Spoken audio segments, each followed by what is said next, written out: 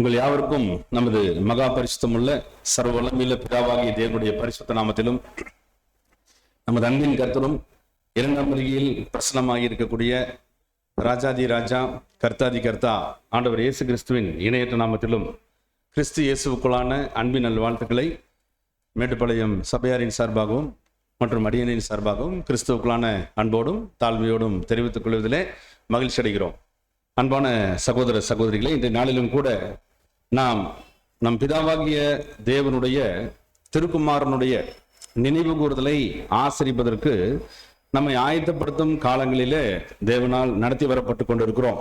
அந்த வகையில் இன்றைய நாளினுடைய தியானம் கூட கர்த்தருடைய நினைவு கூறுதலுக்கு நம்மை ஆயத்தப்படுத்தும் ஆவிக்குரிய பாடங்களாகவே தேவதேவில் இருக்க போகிறது. அன்பானவர்களே, வருகின்ற 31ஆம் தேதி மார்ச் நீசான் மாதம் 14ஆம் தேதி அந்திசாயும் வேளையில நாம் தேவனுக்கு சித்தமானால், நாமும் உயிரோடு இருந்தால், தேவன் நம்மை தகுதிப்படுத்தும் பொருட்டாக நாம் தேவனிடத்துல இன்னும் அதிகமாக நாம் நெருங்கி அவரது கிருபைகளை பெற காத்திருக்க ஆயத்தப்படுத்தும் நாட்களாக இவைகள் காணப்படுகிறது. கர்த்தராகிய இயேசு கிறிஸ்துவின் மூலமாக பிதாவாகி தேவன் வைத்திருக்கக்கூடிய இந்த பெரிதான ரட்சிப்பு, இந்த பெரிதான ரட்சிப்பின் மிக முக்கியத்துவம் வாய்ந்த வழிகாட்டுதல் தேவனால் தான் கொடுக்கப்படுகிறது. அந்த தெய்வீக வழிகாட்டுதலை நாம் ஒவ்வொருவரும் பெற்றுக்கொண்டு பிதாவினுடைய விசேஷித்த ஆசீர்வாதங்களை சுதந்திரிக்க வேண்டும் என்ற மைய நோக்கம் வேதாகமம் முழுக்க அவரது அருமை திருச்சபைக்கு, கர்த்தர் இயேசுவை தலையாக பெற்றிருக்கக்கூடிய நேசிக்கப்பட்ட மணவாட்டி சபைக்கு கொடுக்கப்பட்டிருக்கிறது. அந்த வகையில பரிசுத்த பவுல் ஆதிகால சபைக்கு அவர் தேவனால் அனுமதிக்கப்பட்ட ஒரு ஊழியராக செயல்பட்ட போதும், பரிசுத்த பேதுரு தேவனால் அனுமதிக்கப்பட்ட ஒரு ஊழியராக செயல்பட்ட போதும், யூத சமூகத்திற்கு விசேஷமாக பரிசுத்த பேதுரு அவர்களும் ஒட்டுமொத்த புறஜாதியாருக்கு மற்றும் யூதர்களுக்கும் சேர்த்து பரிசுத்த பவுல் அவர்கள் ஒரு விசேஷ கருவியாகவும் தேவனால் அனுமதிக்கப்பட்டார்கள் என்பது நாம் யாவரும் அறிந்த ஒரு சத்தியம். அந்த வகையில கர்த்தராகிய இயேசு கிறிஸ்துவை பற்றிய உன்னதமான சத்தியங்கள் வேதாகமம் முழுக்க காணப்படுகிறது. அந்த சத்தியங்களை எல்லாம் அந்த யூத சமூகமானது நிச்சயமாகவே தேவ சித்தத்தின்படி கற்றுக்கொண்டிருக்க வேண்டும், முழுமையாக கற்றுக்கொண்டிருக்க வேண்டும் என்பது தேவனுடைய ஒரு விருப்பம், அவரது சித்தம். அந்த வகையில அவரது கருவிகளை கொண்டு பரிசுத்த பவுல் மற்றும் பரிசுத்த பேதுரு மற்றுமுள்ள அப்போஸ்தலர்கள் இவர்கள் யாவரையுமே தேவன் பயன்படுத்தி அந்த யூத சமூகத்திற்கு மாத்திரமல்ல, ஒட்டுமொத்த திருச்சபையின் அங்கங்களுக்கும் அவரது உன்னதமான தெய்வீக திட்டம் சார்ந்த சத்தியங்களை தொடர்ந்து கற்றுக் கொடுத்தார். மாபெரும் வெளிச்சங்களை அவர் வழங்கினார். கொலோசியர்களது நிருபம் 2ஆம் அதிகாரம் 16-17 வசனங்களை நாம் கவனமாய் வாசிக்க கேட்போம். கொலோசியர் 2ஆம் அதிகாரம் 16-17 வசனங்கள். ஆகையால் போஜனத்தையும் பானத்தையும் குறித்தாவது, பண்டிகை நாளையும் மாத பிறப்பையும் ஓய்வு நாளையும் குறித்தாவது ஒருவனும் உங்களை குற்றப்படுத்தாதிருப்பானாக. அவைகள் வரும் காரியங்களுக்கு நிழலாய் இருக்கிறது, அவைகளின் பொருள் கிறிஸ்துவை பற்றினது. அன்பானவர்களே, வாசிக்க கேட்ட இந்த சத்திய வசனங்களில மிக முக்கியத்துவம் வாய்ந்த காரியங்களை தேவன் குறிப்பிட்டார்.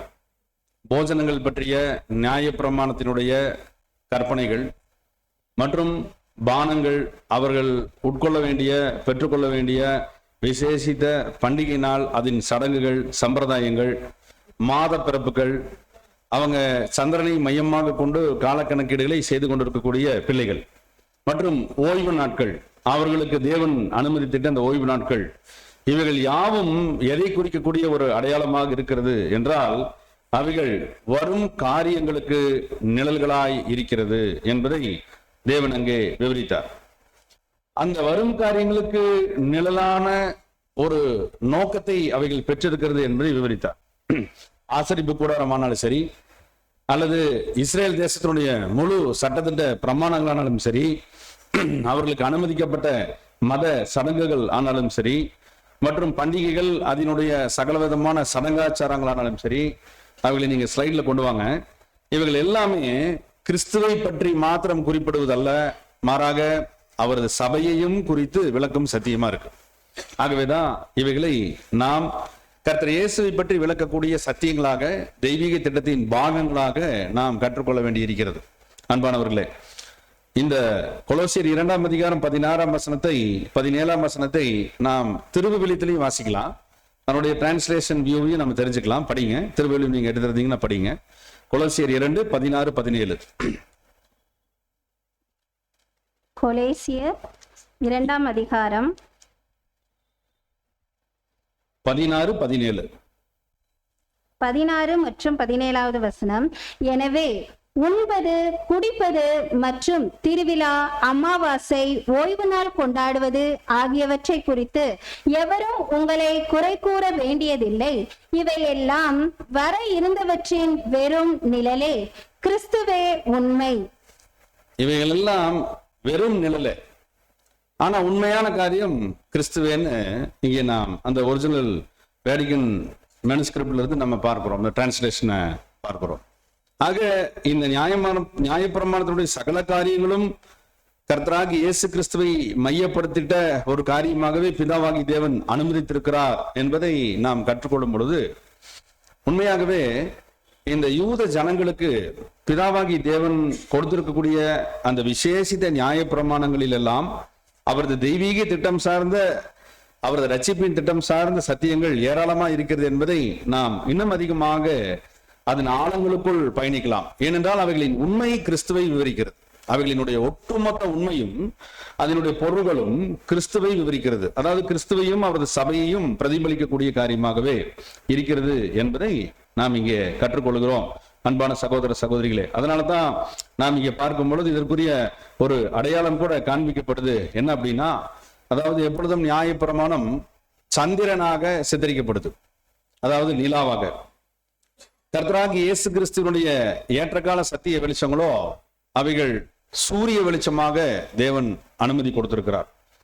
இயற்கையாகவே நேச்சர் சயின்ஸை இயற்பியலாக அவர் இயற்கையாகவே கொடுத்திருக்கக்கூடிய அந்த இயற்கை படைப்புகளிலேயே தேவன் வைத்திருக்கக்கூடிய காரியம், சந்திரனுக்கு அதாவது நிலாவுக்கு சுய ஒளி இல்லை. அது சூரியனிடத்திலிருந்து தனது வெளிச்சத்தை பெற்று பிரதிபலிக்கக்கூடிய காரியமே நாம் பார்க்கக்கூடிய நிலவின் வெளிச்சம் என்பது அறிவியல் அறிஞர்கள் அறிந்திட்ட ஒரு உண்மை. நாம் யாவரும் ஏற்கனவே அறிந்திருக்கக்கூடிய காரியங்கள் தான். ஆகவே வேதாகமத்துல பிதாவாகி தேவனுடைய திட்டத்துல இந்த இயற்கை படைப்புகளை அவர் உருவாக்கும் போதே சூரியனாக அவர் சிருஷ்டித்த அந்த ஒரு கருவி கர்த்தராகி இயேசு கிறிஸ்துவை அடையாளப்படுத்தும் காரியமாக இருக்கிறது என்பதை மல்கியாவினுடைய புஸ்தகத்துல நம்ம வாசித்திருக்கிறோம். நீதியின் சூரியன் என்று அவருக்கு பெயர் இருக்கிறதையும், அவரது செட்டைகளின் கீழே ஆரோக்கியம் தங்கும் என்பதை பற்றிய தீர்க்க தரிசனம் கொடுக்கப்பட்டிருப்பதையும் நாம் அறிந்திருக்கிறோம். அன்பான சகோதர சகோதரிகளே, ஆகவே இங்கே கர்த்தராகிய இயேசு கிறிஸ்துவை அடையாளப்படுத்திடும் இந்த நியாயப்பிரமாண முறைமைகள் எல்லாம் கர்த்தர் இயேசு கிறிஸ்துவனுடைய மாபெரும் வாழ்க்கையை பிரதிபலிக்கிறது. அந்த சூரிய வெளிச்சம் என்பது அவரது வாழ்க்கையே பிரதிபலிக்கிறது. ஒட்டுமொத்தமா அவர் வாழ்ந்துட்ட வாழ்க்கையில அவர் மாம்சீக வாழ்க்கையை வாழ்ந்திருக்கிறார். பிற்பாடு அவர் உயிர் தெழுப்பப்பட்ட பிற்பாடு தெய்வீக சுபாவத்தின் வாழ்க்கையை அவர் வாழ்ந்து கொண்டிருக்கிறார். ஆகவே நாம் கற்றுக்கொள்ளக்கூடிய ஒரு காரியமானது பிதாவாகி தேவனால் அங்கே விவரிக்கப்பட்ட காரியம், அவருடைய அர்ப்பணிப்பின் வாழ்க்கை முறையை நாம் கற்றுக்கொள்வதற்கு அழைக்கப்பட்டிருக்கிறோம். அவர் வாழ்ந்த வாழ்க்கை சூரிய வெளிச்சத்தின் மூலம் பிரதிபலிக்கப்பட்டுக் கொண்டிருக்கிறது என்பதை மல்கியா 4:2 விவரிப்பதை நாம் கற்றுக்கொள்கிறோம்.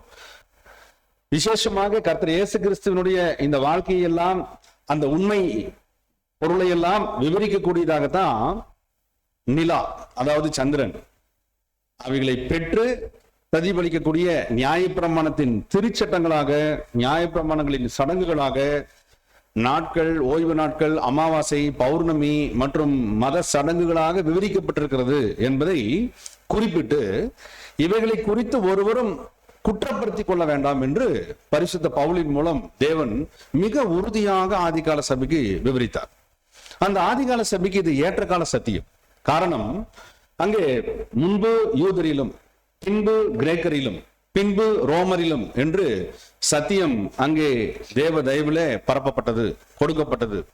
ஆகவே இந்த யூத சமூகத்தினர் அவர்கள் இந்த நியாயப்பிரமாணத்தை இன்னும் முழுமையாக கடைபிடிக்க வேண்டும் என்று ஒரு சாரார் நினைத்தாங்க. மற்றும் ஒரு சாரார் இந்த நியாயப்பிரமாணம் கிறிஸ்துவனிடத்திற்கு நம்மை வழிநடத்துகிற உபாத்தியா இருக்கிறது என்பதாக அப்போஸ்தலர்கள் விவரிக்கிறார்களே, ஆகவே அந்த ஒரு பாதைக்கு நாம் செல்லலாம் என்று முடிவெடுத்தாங்க. மற்றும் ஒரு சாரார் குழப்பத்தில் இருந்தாங்க. இப்படியாக ஆதி சபை ஒரு தெளிவற்ற அல்லது தேவ சித்தத்தை அறிந்து கொள்வதில் தொடர்ந்து வளர வேண்டிய ஒரு நிலைமையில் காணப்படும் பொழுது தேவனுடைய கரம் அங்கே குறுக்கிட்டு ஏற்ற கால ஏற்ற நேர சத்தியத்தை அந்த முதல் நூற்றாண்டு சபைக்கு, எபேசு கால சபைக்கு வழங்கியது. ஆகவே நியாயப்பிரமாணம் என்பது நீங்கள் இவ்வளவு நூற்றாண்டுகளா, தலைமுறை தலைமுறையா உங்களது முற்பிதாக்களால், உங்கள் முன்னோர்களால் கடைபிடிக்கப்பட்டு பயபக்தியோடு ஆசரிக்கப்பட்டு வந்த அத்தனை மரபுகளும் அதன் உண்மை பொருளாகி கிறிஸ்துவை பிரதிபலிக்கக்கூடியது, இயேசுவை பிரதிபலிக்கக்கூடியது. ஆகவே நீங்கள் இவைகளை குறித்து கவலை கொள்ள வேண்டாம், இவைகளை குறித்து பரஸ்பரம் குற்றச்சாட்டுகளை கூறிக்கொள்ள வேண்டாம். ஒரு சாரார் அனுசரிக்கிறாங்க, ஒரு சாரார் அனுசரிக்கல, ஒரு சாரார் அனுசரிப்புதான் வேண்டாமா என்ற குழப்பத்தில் இருக்கிறாங்க. ஆகவே சபைகளுக்கு சபைகள்ல டிஃபரன்ஸ் இருக்கு, பல சந்தேகங்கள் இருக்கு. ஆகவே அந்த ஒரு தேக்க நிலைமை, ஸ்டாக்னன்ட் வாட்டர் மாதிரி தேங்கி இருக்கக்கூடிய அந்த நிலைமையை தேவன் மாற்றி போட்டார். ஏற்ற கால சத்தியங்களை சுமந்திருக்கக்கூடிய திறவுகோள்களின் ஊழியர்களாக இருக்கக்கூடிய பரிசுத்த பவுலை அழைத்து தேவன் இந்த பரிசுத்தாவின் மூலம் இந்த சத்தியத்தை கொடுத்த பொழுது பரிசுத்த பவுல் மற்றும் பரிசுத்த பேதுரு மற்றும் மற்ற அப்போஸ்தலர்கள் அனைவருமே இந்த மாபெரும் ஏற்றகால சத்திய ஊழியத்துல அவர்கள் முழு வீச்சில களமிறங்கினார்கள். ஆகவேதான் ஒருவரையும் குற்றப்படுத்திக் கொள்ளாமல் அதே நேரத்தில் தேவனுடைய சத்தியத்தை, ஏற்ற சத்தியத்தை பெற்றுக்கொள்ளும்படியாகவும் தேவனால் அருளப்பட்ட மாபெரும் சத்தியங்களை, ஏற்ற நேர வெளிச்சங்களை அங்கே பெற்றார்கள். அன்பானவர்களே, அப்படி பெற்றுக்கொண்ட இந்த அப்போஸ்தலர்கள் மூலமாக மாபெரும் சத்திய வெளிச்சம் தொடர்ந்து பிரதிபலிக்க தொடங்கினது. கர்த்தர் இயேசுவினுடைய வாழ்க்கையை பற்றி, அவரது தியாகத்தை பற்றி, அவர் பிதாவினுடைய சித்தத்தை எவ்விதமாக செய்தார், நியாயப்பிரமாணத்தினுடைய அநேக காரியங்களை எப்படி தன் வாழ்க்கையில நிறைவேற்றினார், தீர்க்க தரிசனங்களை நிறைவேற்றினார், நியாயப்பிரமாணத்தின் ஒரு எழுத்தாகிலும் அந்த எழுத்தின் ஒரு சிறு உறுப்பாகிலும் ஒளிந்து போகாத வண்ணம் தன்னை எவ்விதமாக ஒப்பு கொடுத்தார் என்பதையெல்லாம் மிக நேர்த்தியாக அவர்கள் நிருபங்கள் தோறும் விவரித்தார்கள் தேவாவியின் உதவியில. ஆகவேதான் இவைகளை நாம் கருத்தாய் கற்றுக்கொள்ள வேண்டும். அப்படி கற்றுக்கொள்ளும் பொழுது கர்த்தர் இயேசுவை நினைவு கூறத்தக்க விசேஷித்த நிழல்கள் மற்றும் அதனுடைய அருமையான சத்தியத்தின் பொருள்கள் பழைய ஏற்பாட்டு கால பகுதிகளிலே அநேக காரியங்கள் காணப்படுகிறது. அதுல நாம் கவனிக்க வேண்டிய இந்த மூன் லைட்டர், அதாவது நிலவொளி என்று அழைக்கப்படக்கூடிய நியாயப்பிரமாண காலமும் மற்றும் நியாயப்பிரமாணத்திற்கு முந்தைய அஸ்திவார காலமா இருக்கக்கூடிய முற்பிதாக்களின் யுகத்துல அவர்கள் மூலமாக தேவன் விசேஷித்த பாத்திரங்கள், கதாபாத்திரங்களை உருவாக்கி அங்கே நிழலும் பொருளுமாக வைத்த சத்தியங்களையும் கர்த்தர் இயேசுவை எவ்விதம் நினைவுபடுத்துகிறது, அவரை நாம் நினைவு கூறுவதற்கு அது எவ்விதம் உண்மை பொருளை, பொருளான சத்தியங்களை நோக்கி நம்மை பயணிக்க வைக்கிறது என்பதை பற்றி தான் நாம் இன்றைய தினம் ஆராய இருக்கின்றோம். ஆகவே நியாயப்பிரமாணத்தினுடைய மிக முக்கியமான நோக்கங்களை எல்லாம் உள்ளடக்கிய விசேஷித்த பிள்ளைகளாக ஆரம்ப காலத்தில் இருந்த முற்பிதாக்கள் பயன்படுத்தப்பட்டார்கள். தேவனுடைய தாசனாகிய மோசேக்கு முன்பதாக 3 தலைமுறைக்கு முன்பதாக இருந்த அந்த முற்பிதாக்களின் வரிசையை நாம் பின்னோக்கி பார்த்தோம் என்றால் யாக்கோபனுடைய தகப்பன் ஈசாக்கனுடைய தகப்பன் ஆபிரகாம். ஆகவே ஆபிரகாமுடைய காலம் துவக்கிய கர்த்தராகி இயேசு கிறிஸ்துவினுடைய விசேஷ காரியங்கள் ஆபிரகாமின் காலத்துக்கு முன்பதான வேதாகம வரலாறிலும் கர்த்தராகி இயேசு கிறிஸ்துவை பற்றிய வேதாகம வரலாறுகள் மாபெரும் நிழல்களாக சித்தரிக்கப்பட்டிருக்கிறது, விளக்கப்பட்டிருக்கிறது. கர்த்தர் இயேசு கிறிஸ்துவனுடைய உன்னதமான வாழ்க்கை முறையை அது விவரித்துக் கொண்டிருக்கிறது. ஆகவே நாம் அந்த பகுதிகளில் இருந்து நாம் தொடங்கலாம். ஆபிரகாம் மற்றும் ஈசாக்கு என்ற பெயர்களை கேள்விப்பட்ட உடனே நம்ம பிக்சர்ல பாக்குற மாதிரி பிரமிக்கக்கூடிய, ஆச்சரியப்படுத்தக்கூடிய ஒரு காரியம் என்னவென்றால் அவர்களுக்கு தேவன் கொடுத்த ஒரு மாபெரும் பணி, மாபெரும் சட்டம். அது எப்படிப்பட்ட சட்டம் என்றால் ஆபிரகாமுடைய மகனை ஆபிரகாம் தானே பலி செலுத்த வேண்டும், வேறு யாரும் அல்ல. மிக முக்கியமான கட்டளை, மிக மிக முக்கியமான கட்டளையாக அவர் கொடுத்தார். அந்த கட்டளையை செயல்படுத்துவதற்குரிய இடத்தையும் தேவன் தான் தெரிவு செய்து கொடுத்தார். இது ஆபிரகாம் தெரிவு செய்யல, மற்ற யாரும் தெரிவு செய்யல, பிதாவாகி தேவனே தெரிவு செய்து கொடுத்தார். ஆகவே இந்த நிழலிலிருந்து நம்முடைய ஆராய்ச்சி பகுதியை நம்ம தொடங்கலாம். ஆதியாகமத்தின் புஸ்தகம் 22ஆம் அதிகாரத்துல 2ஆம் வசனத்தை நாம் கவனமாய் வாசிக்க கேட்போம். ஆதியாகமம் 22ஆம் அதிகாரம் 2வது வசனம். அப்பொழுது அவர், உன் புத்திரனும் உன் ஏகசுதனும் உன் நேசகுமாரனுமாகிய ஈசாக்கை நீ இப்பொழுது அழைத்து கொண்டு மோரியா தேசத்துக்கு போய் அங்கே நான் உனக்கு குறிக்கும் மலைகள் ஒன்றின் மேல் அவனை தகன பலியாக பலியிடு என்றார். அன்பானவர்களே, இங்க நாம் வாசிக்க கேட்ட இந்த சத்திய வசன பகுதிகளிலே பிதாவாகி தேவன் தான் அந்த பிளேஸை சூஸ் பண்றார், செலக்ட் பண்ண வைக்கிறார். அது மவுண்ட் மொரியா. இந்த மொரியா மலையில ஈசாக்கை ஆபிரகாம் பலி செலுத்தணும். பலி என்றால் அதன் தமிழாக்கம், சரியான ஒரு மொழிபெயர்ப்புனா என்ன நம்ம சொல்லலாம் அப்படின்னா, முழுமையாக இழத்தல். பலி என்றால் அதன் விளக்கம் முழுமையாக இழத்தல், கம்ப்ளீட்டா தேவனுக்காக ஒப்பு கொடுத்தல், முழுமையா ஒப்பு கொடுத்தல் அல்லது இழத்தல் தான் அந்த பலிங்கிற வார்த்தைக்கு அடையாளம். பிதாவாகி தேவன் என்ன சொல்ல வர்றார் அப்படின்னா, ஆபிரகாம் கிட்ட நீங்கள் உங்களது மகனை முழுமையாக இழந்து விட வேண்டும் என்பதை அங்கே தெரிவிக்கிறார். ஆகவே தகன பலியாக, இங்கே கவனிக்க வேண்டிய இன்னொரு ஸ்பெஷல் வேர்டு தகன பலி. அப்போ அவர் முழுமையாகவே கன்சியூம் பண்ணப்படணும், முழுமையாகவே அவர் இழக்கணும் ஜீவனை, தகனிக்கும் பலியாக அங்க கொடுக்கணும்ட்டார். அன்பானவர்களே, நாம் அந்த முதல் பிக்சரையே காமிங்க, அந்த பாடம் போக போக கூட டிராவல் ஆகும். இப்ப மிக முக்கியமான ஒரு காரியம் பிதாவாகி தேவன் என்ன செய்யறார் அப்படின்னா, தகன பலியா இங்கே ஆபிரகாமை ஈசாக்கு பலியிடுவதற்கு ஏற்பாடு செஞ்சார். அந்த கட்டளையை கொடுத்துட்டார். தெரிவு செய்தார் மலையை, பிதாவே தான் தெரிவு செய்து கொடுத்தார், மவுண்ட் மொரியா. அப்போ இந்த மொரியா மலை என்பதற்குரிய ஆவிக்குரிய பெயர் காரணம் என்னவென்றால், பிதாவாகிய யாவே தேவனால் பார்த்து கொள்ளப்பட்டுகின்ற இடம், கண்ணோக்குகின்ற இடம். பிதாவாகி தேவன் கண்ணோக்குகின்ற இடம் என்பதாக அது பொருள்படுகிறது. பிதாவாகி தேவனுடைய ஸ்பெஷல் பிளேஸ், அவரது சிறப்பு கண்ணோக்கம் அங்கே இருக்கிறது என்பதனுடைய அர்த்தத்தை தாங்கி நிற்கக்கூடிய ஒரு பெயர். இன்னொரு பெயர் அர்த்தத்தை குறிப்பிடுறாங்க ஆராய்ச்சியாளர்கள், எபிரேய ஆராய்ச்சியாளர்கள். பிதாவாகி தேவனால் பிரத்யேகமாக தெரிவு செய்யப்பட்ட இடம். பிதாவாகி தேவன் பிரத்யேகமாக அந்த இடத்தை தெரிவு செய்திருக்கிறார். மற்றும் ஒரு விளக்கத்தை கொடுக்கிறாங்க எபிரேய வல்லுநர்கள். The place of divine wisdom, தெய்வீக ஞானத்தின் தங்குமிடம், தெய்வீக ஞானம் தங்கக்கூடிய இடம். ஆகவே மோரியா மலை என்பது சாதாரணமான ஒரு அடையாளம் அல்ல. ஆரம்பத்தில் தேவனால் தெரிவு செய்து தனது சிநேகிதனும் தனது தாசனும் தனது ஒரே தீர்க்கதரிசியுமாகிய ஆபிரகாம் வசம் அந்த மலை, அந்த குறிப்பிட்ட இடத்தை தேவன் காட்டினார். தேவதூதன் மூலமாக முன்னுரைக்கப்பட்ட இந்த ஒரு காரியம் மிக விசேஷமானதாகவே இருந்தது. ஆகவே பிதாவாகி தேவனால் பார்த்து கொள்ளப்பட்ட மிகவும் விசேஷமாக கண்ணோக்கமாய் வைக்கப்பட்டு கொடுத்த இடமாக, அந்த தகனிக்கும் பலியாக அந்த ஒரு முக்கியமான பலி செலுத்தும் நிகழ்ச்சியை தேவன் தெரிவு செய்திட்ட இடமாக அது அமைந்தது முதல் கட்டத்தில். இரண்டாவது, பிதாவாகி தேவனால் தெரிவு செய்யப்பட்ட இடமாக பல்வேறு நிகழ்ச்சிகளுக்காக இந்த இடம் பல்வேறு சந்தர்ப்பங்களில் பிற்காலங்களில் பயன்படுத்தப்பட்டது. மவுண்ட் மொரியா.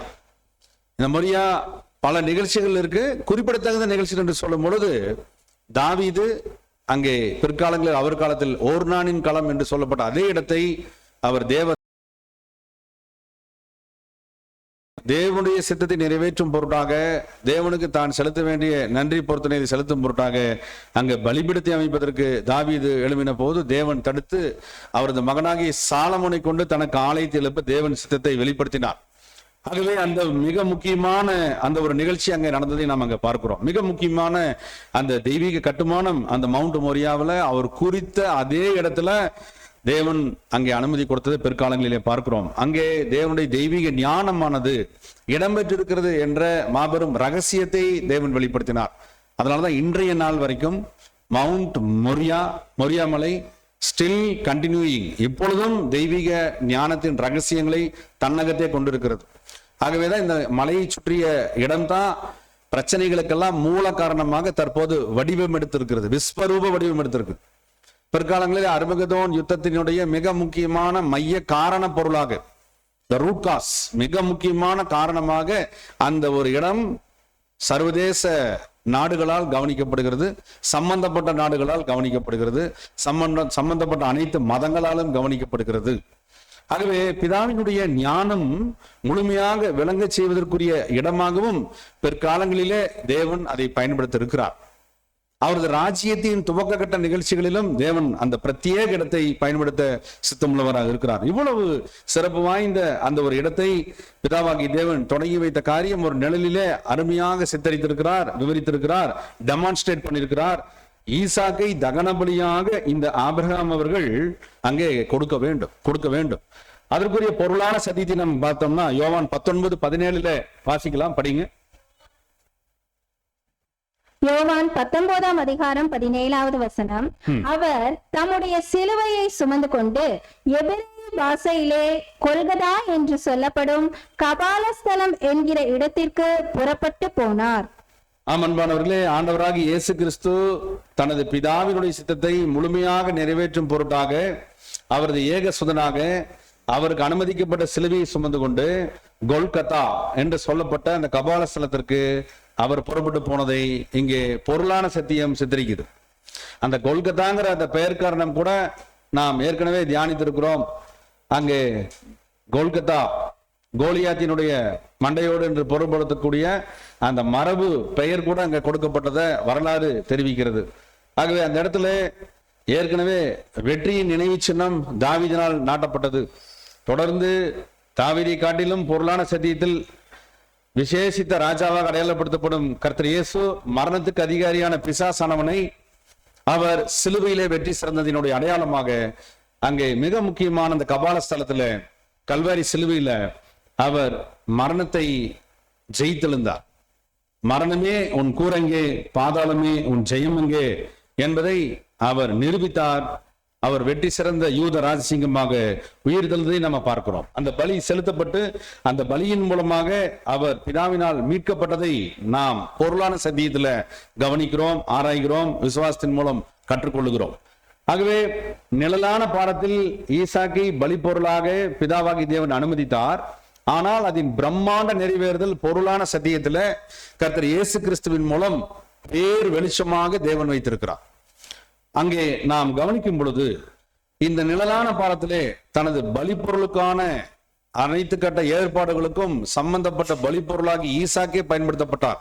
ஈசாக்கே தன்னை பலியிடும் விறகை சுமந்ததற்கு அவர் தேவனால் அனுமதிக்கப்பட்டவராக இருந்தார். ஆதியாகமம் 22:6 நாம் வாசிக்கும் போது ஆதியாகமம் 22:6 ஆபிரகாம் தகன பலிக்கு கட்டைகளை எடுத்து தன் குமாரனாகிய ஈசாக்கின் மேல் வைத்து தன் கையிலே நெருப்பையும் கத்தியையும் எடுத்துக்கொண்டான்.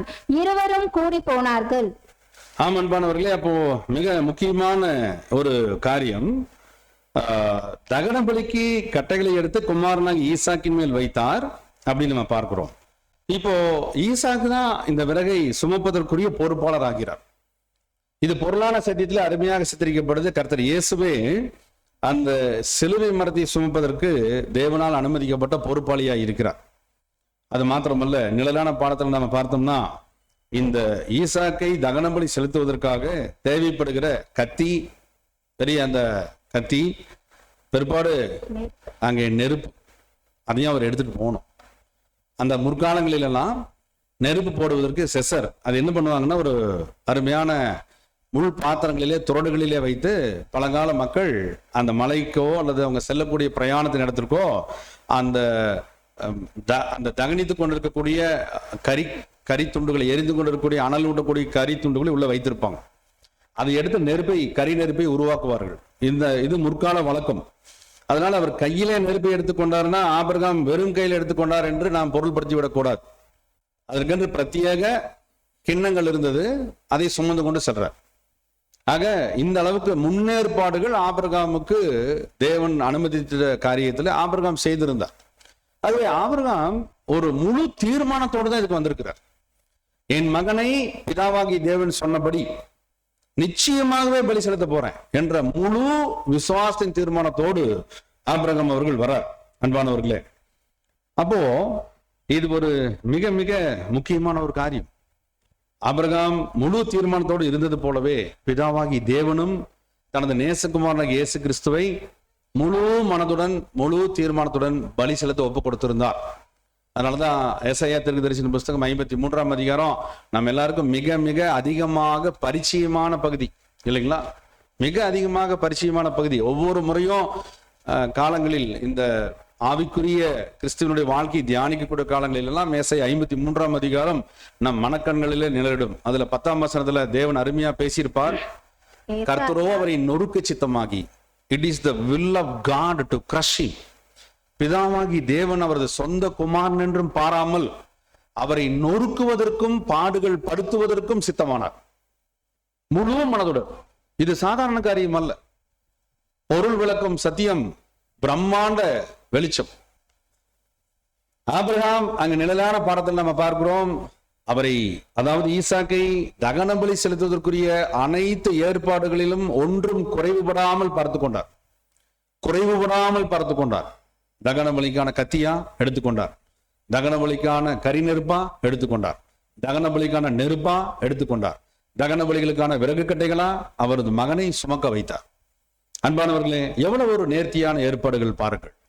ஆகவே நாம் இங்கே உற்று நோக்கும் போது பிதாவாகிய தேவனுடைய விசேஷித்த நேசகுமார், அவரால் நேசிக்கப்பட்ட கர்த்தர் இயேசுவை குற்ற நிவாரண பலியாக பிதாவாகி தேவன் ஒப்புக் கொடுக்க தீர்மானித்த போது எப்பேற்பட்ட விசேஷித்த நேர்த்தியான ஏற்பாடுகளை பிதா அங்கே செய்திருக்கிறார் என்பதை நாம் நன்றியுள்ள இருதயத்தோடு தேவனுக்கு நாம் நன்றி செலுத்த வேண்டும்.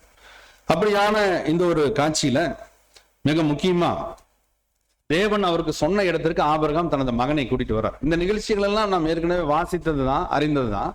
ஆனா சில சுவரசியமான விசுவாசத்தின் கண்ணோட்டம் ஆராய்ச்சி இங்கே அமைக்கப்பட்டிருக்கிறது.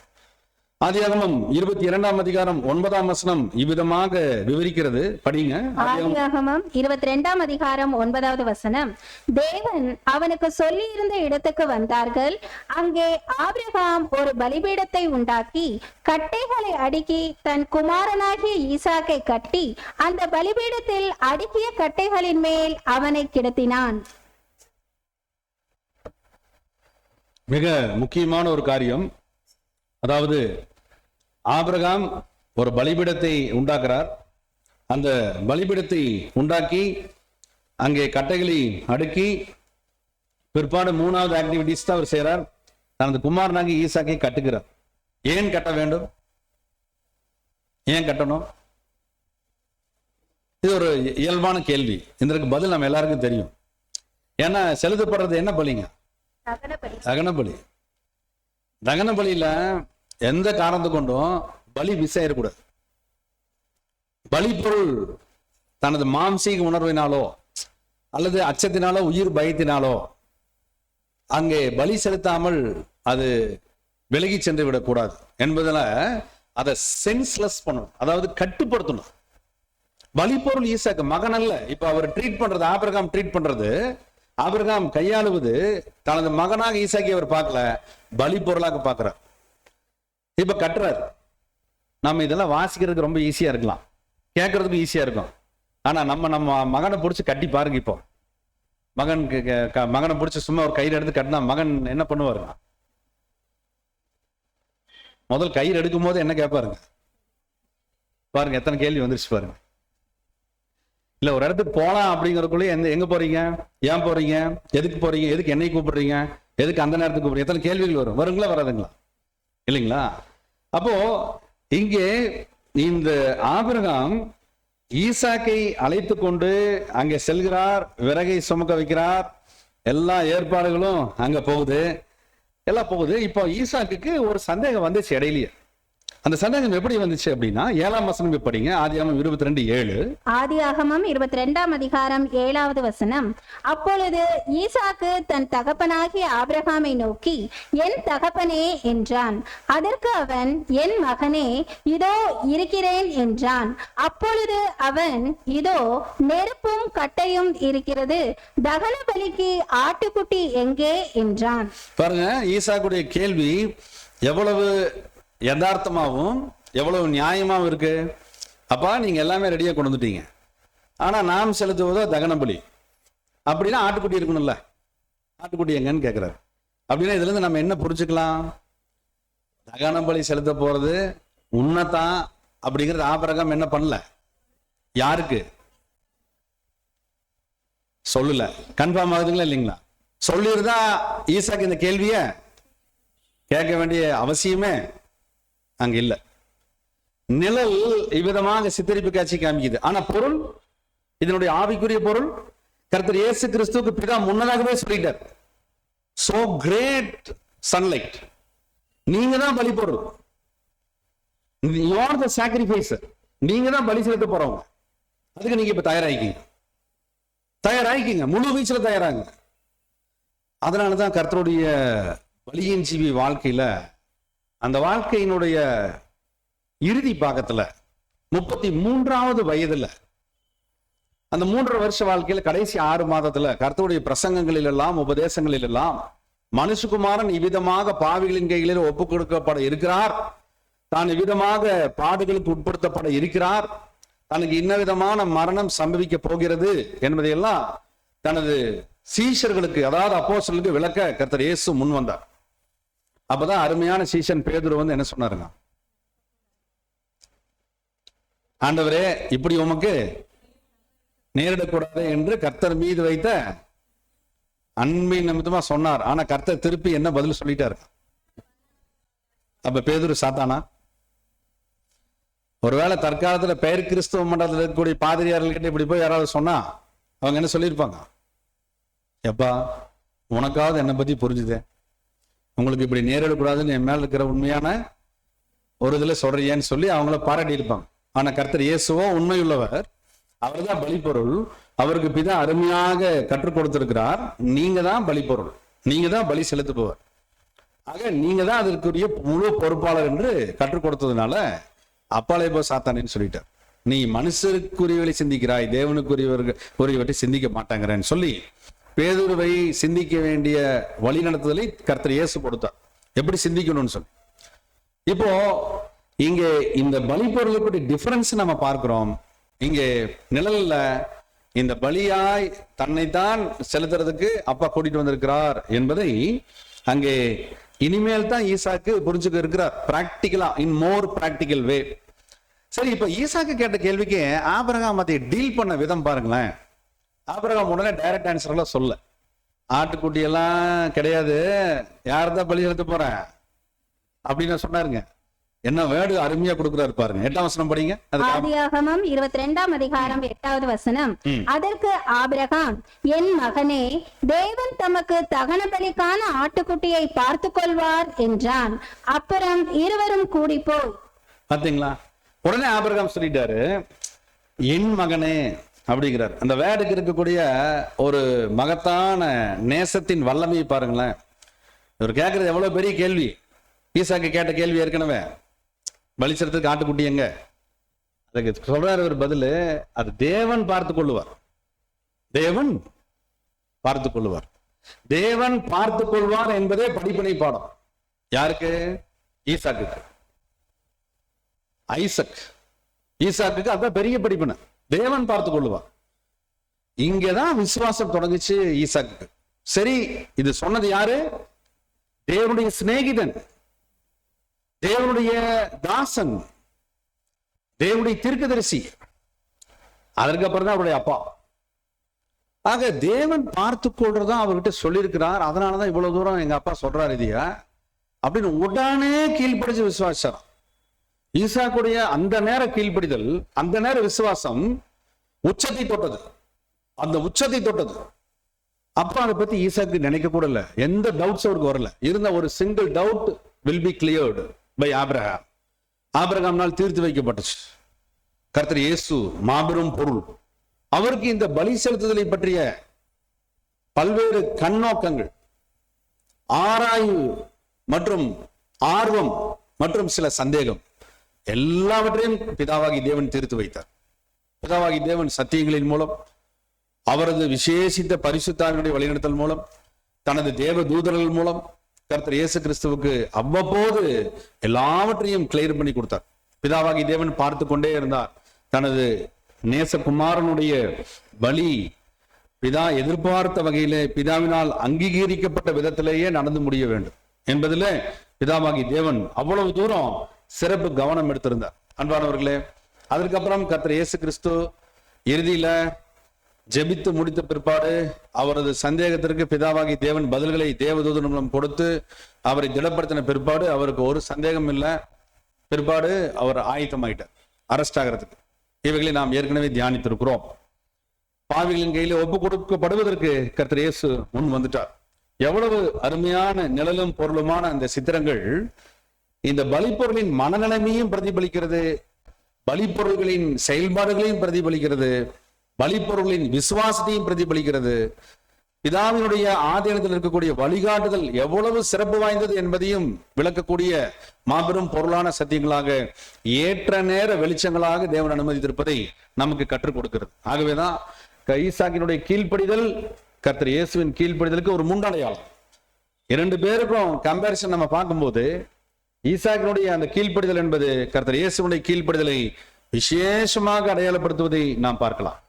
அப்படின்னா ஈசாக்குடைய இந்த கீழ்ப்படிதல், ஒபீடியன்ஸ் ஆஃப் ஐசக், கர்த்தர் இயேசுவினுடைய கீழ்ப்படிதலுக்கு விசேஷித்த ஒரு முன்னடையாளம் என்பதை நாம் பார்க்கிறோம்.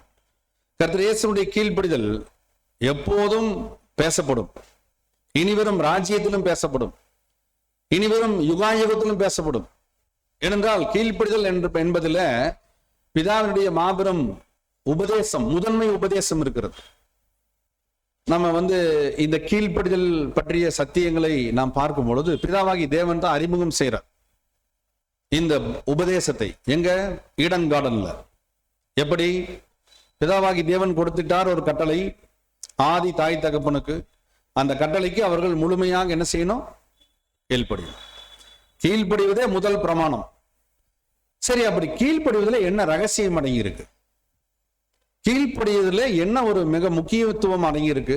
அல்லது மிகச்சிறந்த தாற்பயம் இல்லாவிட்டால் பிதாவாகி தேவன் அதை சொல்லியிருக்க வேண்டிய அவசியம் இல்லையே என்பதை குறித்து நாம் ஆராயும் பொழுது, பிதாவாகி தேவன் அந்த ஏதேன் தோட்டத்துல முதல் முறையாக அந்த கட்டளை கொடுத்து, இந்த விருட்சத்தின் கனியை நீங்கள் புசிக்க வேண்டாம் என்ற கட்டளை கொடுத்த போது, ஏற்கனவே அந்த கட்டளை பெற்றுட்டு ஆதாமும் ஏவாளும் சிறிது காலம் கீழ்ப்படிந்ததா இருந்தாங்க அந்த கட்டளைக்கு.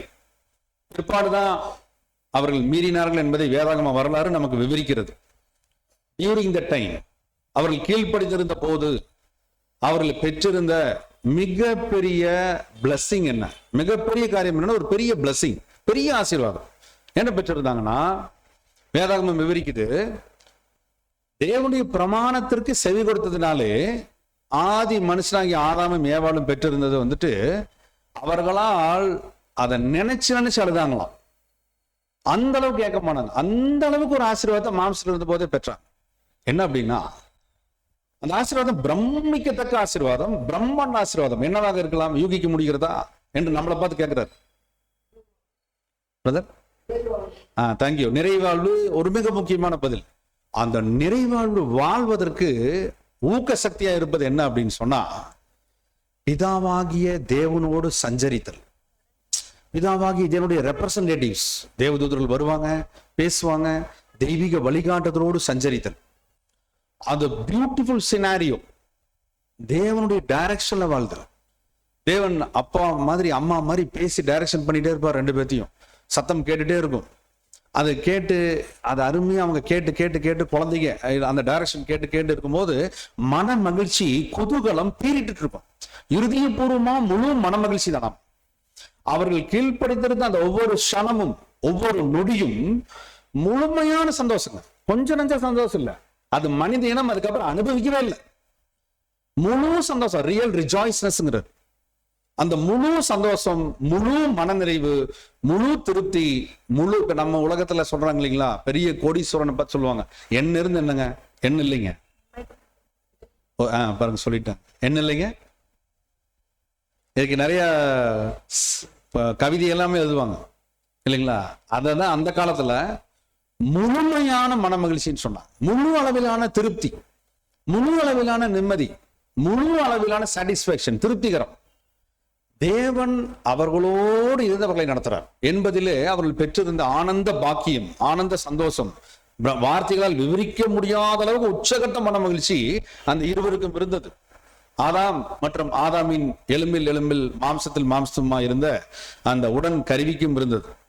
ஆகவே இவர்கள் இருவர் எப்பொழுதெல்லாம் கீழ்ப்படுத்திருந்தார்களோ அப்பொழுதெல்லாம் இந்த ஆசீர்வாதத்தின் உச்சத்தை பெற்றிருந்தார்கள்.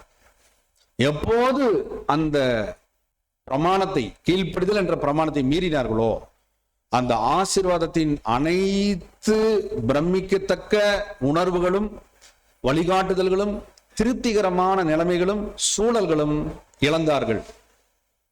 இதுதான் வெரி வெரி பிராக்டிகலா.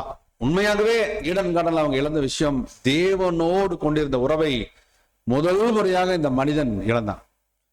அதன் தொடர்ச்சியாக நித்திய ஜீவனையும் இழந்தான். மிகப்பெரிய ஆசீர்வாதம், the life everlasting. Life everlasting உச்சகட்ட ஆசீர்வாதம். தேவனோடு சஞ்சரிச்சுட்டே இருக்கணும், தேவன் பேசிட்டே இருப்பார், அவரது கருவிகள் மூலம் வழிகாட்டுதல் கொடுத்துட்டே இருப்பார், உண்மையான மனமகிழ்ச்சி கொடுப்பார், உண்மையான திருப்திகரமான சூழல் கொடுப்பார். அவங்க சாப்பிட்றதெல்லாம் ரொம்ப அருமையான ஃப்ரெஷ், உடலுக்கு தேவையான ஃப்ரெஷ் ஃப்ரூட்ஸ், சகல கனி வர்க்கங்களும். ஆதாம் எழுது போனதுக்கு அப்புறம் ஆதாம் சந்ததி இந்த பழங்களையெல்லாம் எங்கதான் போய் பார்க்க வேண்டியது இருக்குங்க. ஒன்னா அவங்க ஹாஸ்பிட்டல் இருக்கணும், இல்லைன்னா ஹாஸ்பிட்டல் இருக்கிறவங்களுக்கு கொண்டு போய் கொடுக்கும்போது என்ன வாங்கிட்டு போவாங்க. அந்த நிலைமை ஆகி போச்சு. ஈடன் கார்டன்ல எல்லா பழங்களையும் சாப்பிட்டு அருமையான எல்லாத்தையும் சாப்பிட்டு ஆயுட்காலம் எவ்வளவு வருஷம் இருந்தாங்க? செஞ்சுரி மேல செஞ்சுரி போட்டிருந்தாங்க. அதாவது தண்டனை வாங்கினதுக்கு அப்புறமும், வெளியே அனுப்பிச்சுட்டதுக்கு அப்புறமும் கூட லைஃப் சஸ்டைனிங் பீரியட், நீட்டிப்பு செய்யப்பட்ட காலம். கோல்டு மெடல் யாருங்க? எவ்வளவு வருஷம்? சில்வர் மெடல் எவ்வளவு வருஷம்? 62, 962. மூன்றாவது பிரைஸ் பிரான்ஸ் மெடல் யாருக்கு? தேங்க்யூ, ஆதாம். அப்புறம் என்ன கொஞ்சம் பேர்லாம் வந்தாங்க. நோவா கொஞ்சம் எட்டி பிடிச்சாரு, அப்படி அப்படியே பின்னாடி பின்னாடி பின்னாடி பின்னாடி வந்தாங்க.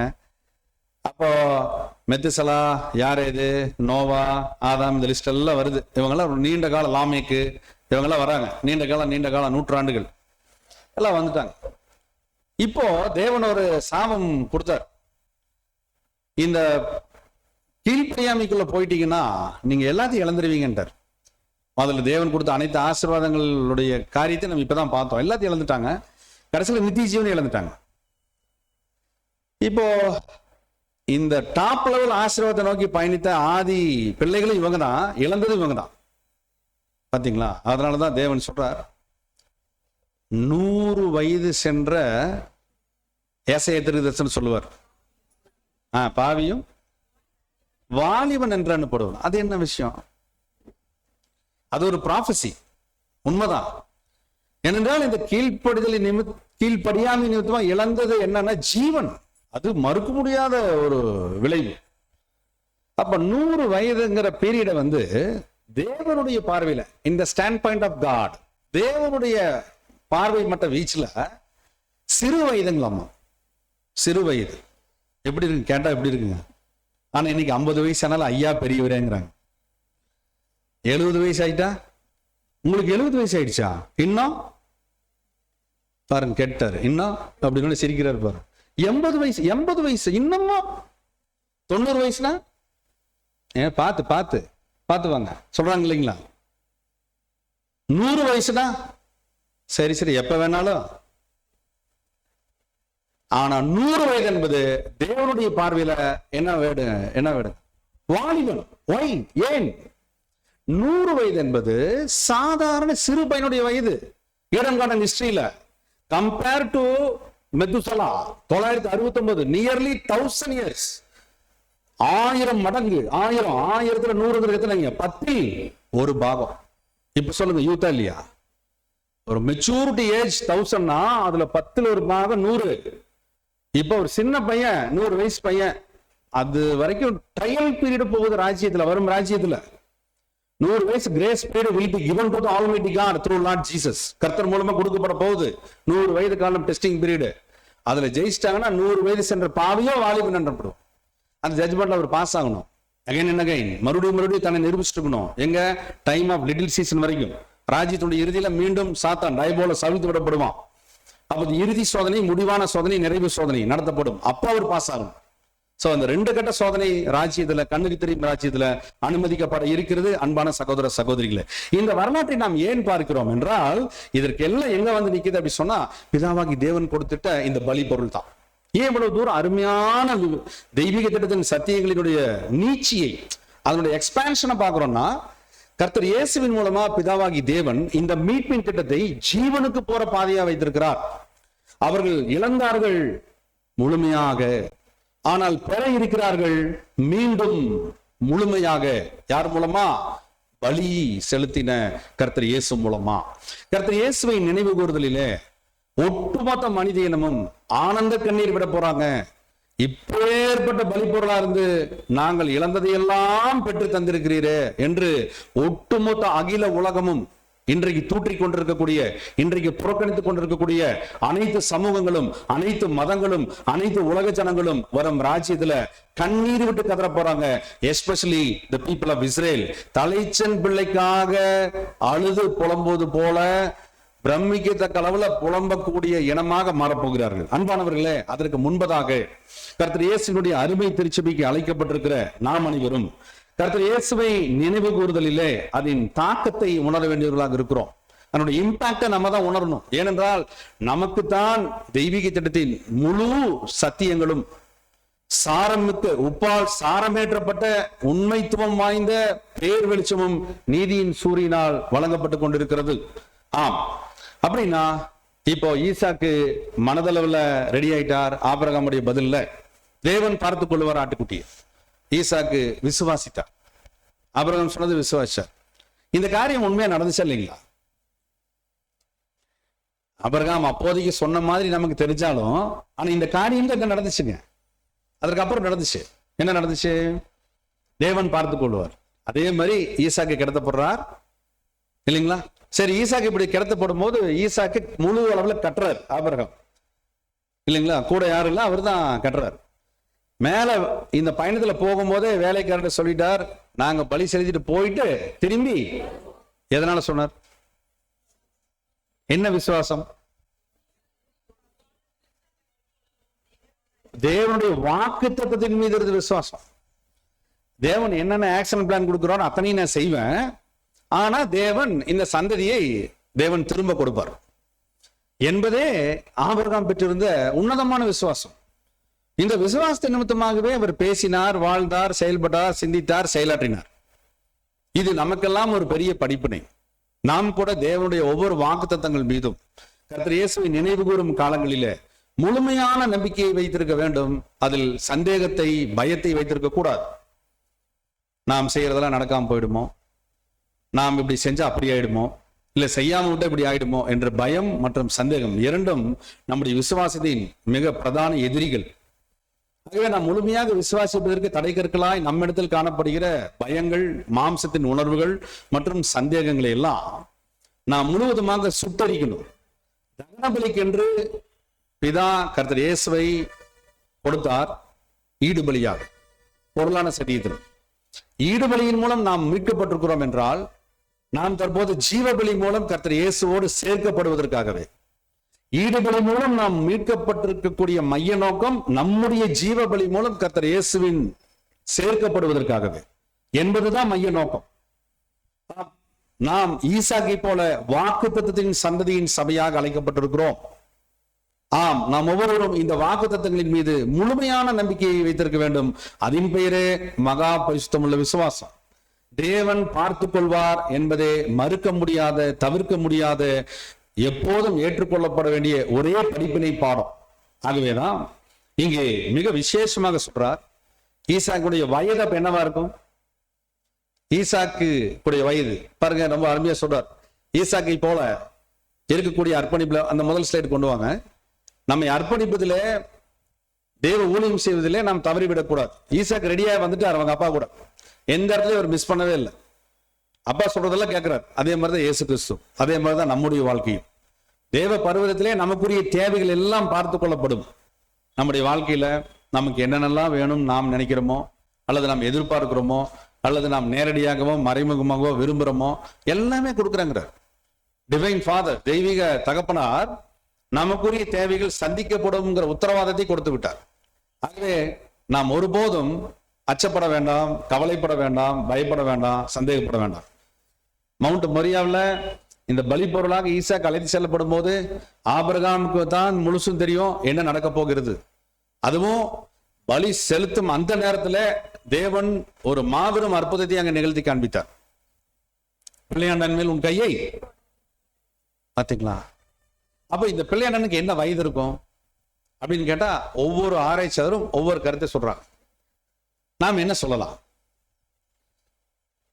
ஒரு என்ன வியூ சொல்ற ஒருத்தர் சொல்றார், ஈசாக்கு வந்துங்க பாருங்க ஒரு சின்ன பையன் தெரியுறாரு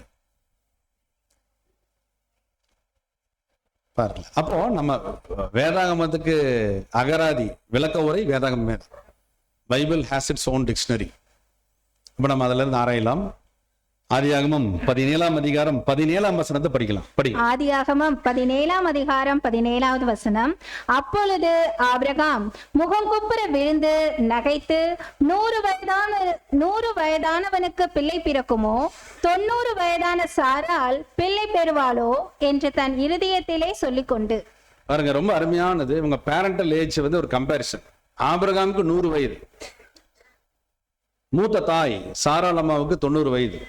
இருவருக்கும் இடையில வயது வித்தியாசம் 10 வயசு. 10 வயசு மூத்தவர் ஆபிரகாம். இப்ப 100 வயது ஆயிடுச்சு, பிள்ளை பிறக்கிறதுக்கு சான்ஸே இல்லை. 90 வயது இந்த மூத்த தாய், அப்போ வாய்ப்பே இல்லை. ஆக ஈசாக்கு இப்படி உங்களுக்காக வாக்குத்தத்தின் பிள்ளையாக பிறக்க வைக்கப்பட போகிறார் என்பதை தேவதூதன் வந்து அறிவித்தப்ப இவங்களுடைய கண்டிஷன் இதுதான். இதை சொல்லிட்டு இவங்க சகோதரி மூத்த தாய் அவங்க நகைத்தாங்கன்னு வசனம் விவரிக்குது. அன்பானவர்களே, அப்ப இந்த ஏஜை வந்து நாம் இங்க பார்க்கிறோம். சரி, அப்படின்னா இதற்கு அப்புறம் தான் ஈசாக்கு பிறந்திருக்கணும், சரிங்களா? அப்ப இந்த மூத்த தாய் சாராள் அவர்களுக்கு 90 வயது, வேதாகமம் விவரிக்க 90 வயது. அந்த பிறப்பின் வர்த்தமானத்தை முன்னறிவிக்க வந்த தூதன் அதை சொல்லிட்டு இருக்கும் போது சாராள் அம்மாவுக்கு மூத்த தாய்க்கு 90 வயது. ஆஃப்டர் தட் அவங்க கன்சீவ தேவன் அனுமதிக்கிறார். பிற்பாடு அங்கே பிள்ளை பிறகுது. பிற்பாடு பிள்ளையாண்டான் வளர்த்தப்படுறார். எவ்வளவு பீரியட் வரைக்கும் பிள்ளையாண்டான் கூட மதர் கேர, தாய் பாசத்தை அந்த அம்மா பகிர்ந்திருப்பாங்கன்னா அவங்க உயிரோடு இருந்த நாளெல்லாம், சாராளமா உயிரோடு இருந்த நாளெல்லாம். தேவன் அருமையா டைம் குரோனாலஜி அவர் தான் பிக்ஸ் பண்றவர். டைம் குரோனாலஜி, செயின்லிங் ப்ராபசிஸ் அவர் தான், குரோனோஸ் அண்ட் கைரோஸ் அவர் தான் பிக்ஸ் பண்ணி கொடுக்குறவர். அப்படி கொடுக்கும்போது தேவனுடைய தாசனாகிய மோசஸ் மூலம் சாராள் அம்மாவுடைய மரணத்தின் நிகழ்வை பதிவு செய்ய வைத்தார். அதன் மூலம் நாம் பெறுகிறோம் இந்த சங்கிலி தொடரணிப்பு தெற்கு தரிசன காலக்கணக்கை. சாராளினுடைய மரண நேரத்துல ஆதியாகமம் 23:1 நம்ம வாசிக்கலாம். ஆதியாகமம் 23ஆம் அதிகாரம் 1வது வசனம். சாராள் 127 வருஷம் உயிரோடு இருந்தால் இவ்வளவே சாராளுடைய வயது. பாருங்க, 127 வருஷம் இந்த மூத்த தாய் அவர்கள் உயிரோடு இருந்திருக்காங்க. இவ்வளவே சாராளுடைய வயது. தேவன் அறுதிட்டு உறுதியாக விவரிக்கிறார். மிக sharp, precise truth, without any single doubt, சந்தேகத்துக்கு இடமின்றி.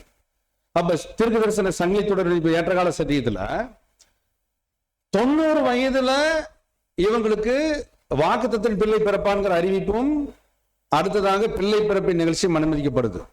அங்கிருந்து 127 வயசு ஆகும்போது இந்த between the during the time, இடைப்பட்ட காலம் தான் சாராள் அவர்கள் ஈசாக்கு தாயாக இருந்த அந்த மாம்சீக காலப்பகுதி. இவ்வளவு காலம் ஈசாக்கு கூட அவங்க இருந்திருக்காங்க. Bible clearly chase without any single doubt. வேதாகம சத்தியம் தேவனுடைய நல்வார்த்தை விவரிக்குது. ஈசாக்கை பலியிடும் நோக்கில் நடந்த, நல்லா கவனிக்கலாம், இந்த வார்த்தைகள் மிக முக்கியம். ஈசாக்கை பலியிடும் நோக்கில் நடந்த நிகழ்வு, பலியிடும் நிகழ்வாகத்தான் ஆபிரகாம் கூட்டிட்டு போனார். ஆனா பலி பொருளாக ஈசாக்கை தேவன் அனுமதித்திருந்தார். அந்த பலியை ஆபிரகாம் நிறைவேற்றினாரா என்றால் என்ன சொல்லலாம்? பாவனையாக நிறைவேற்றினார். தேங்க்யூ, பாவனையாக நிறைவேற்றினார்.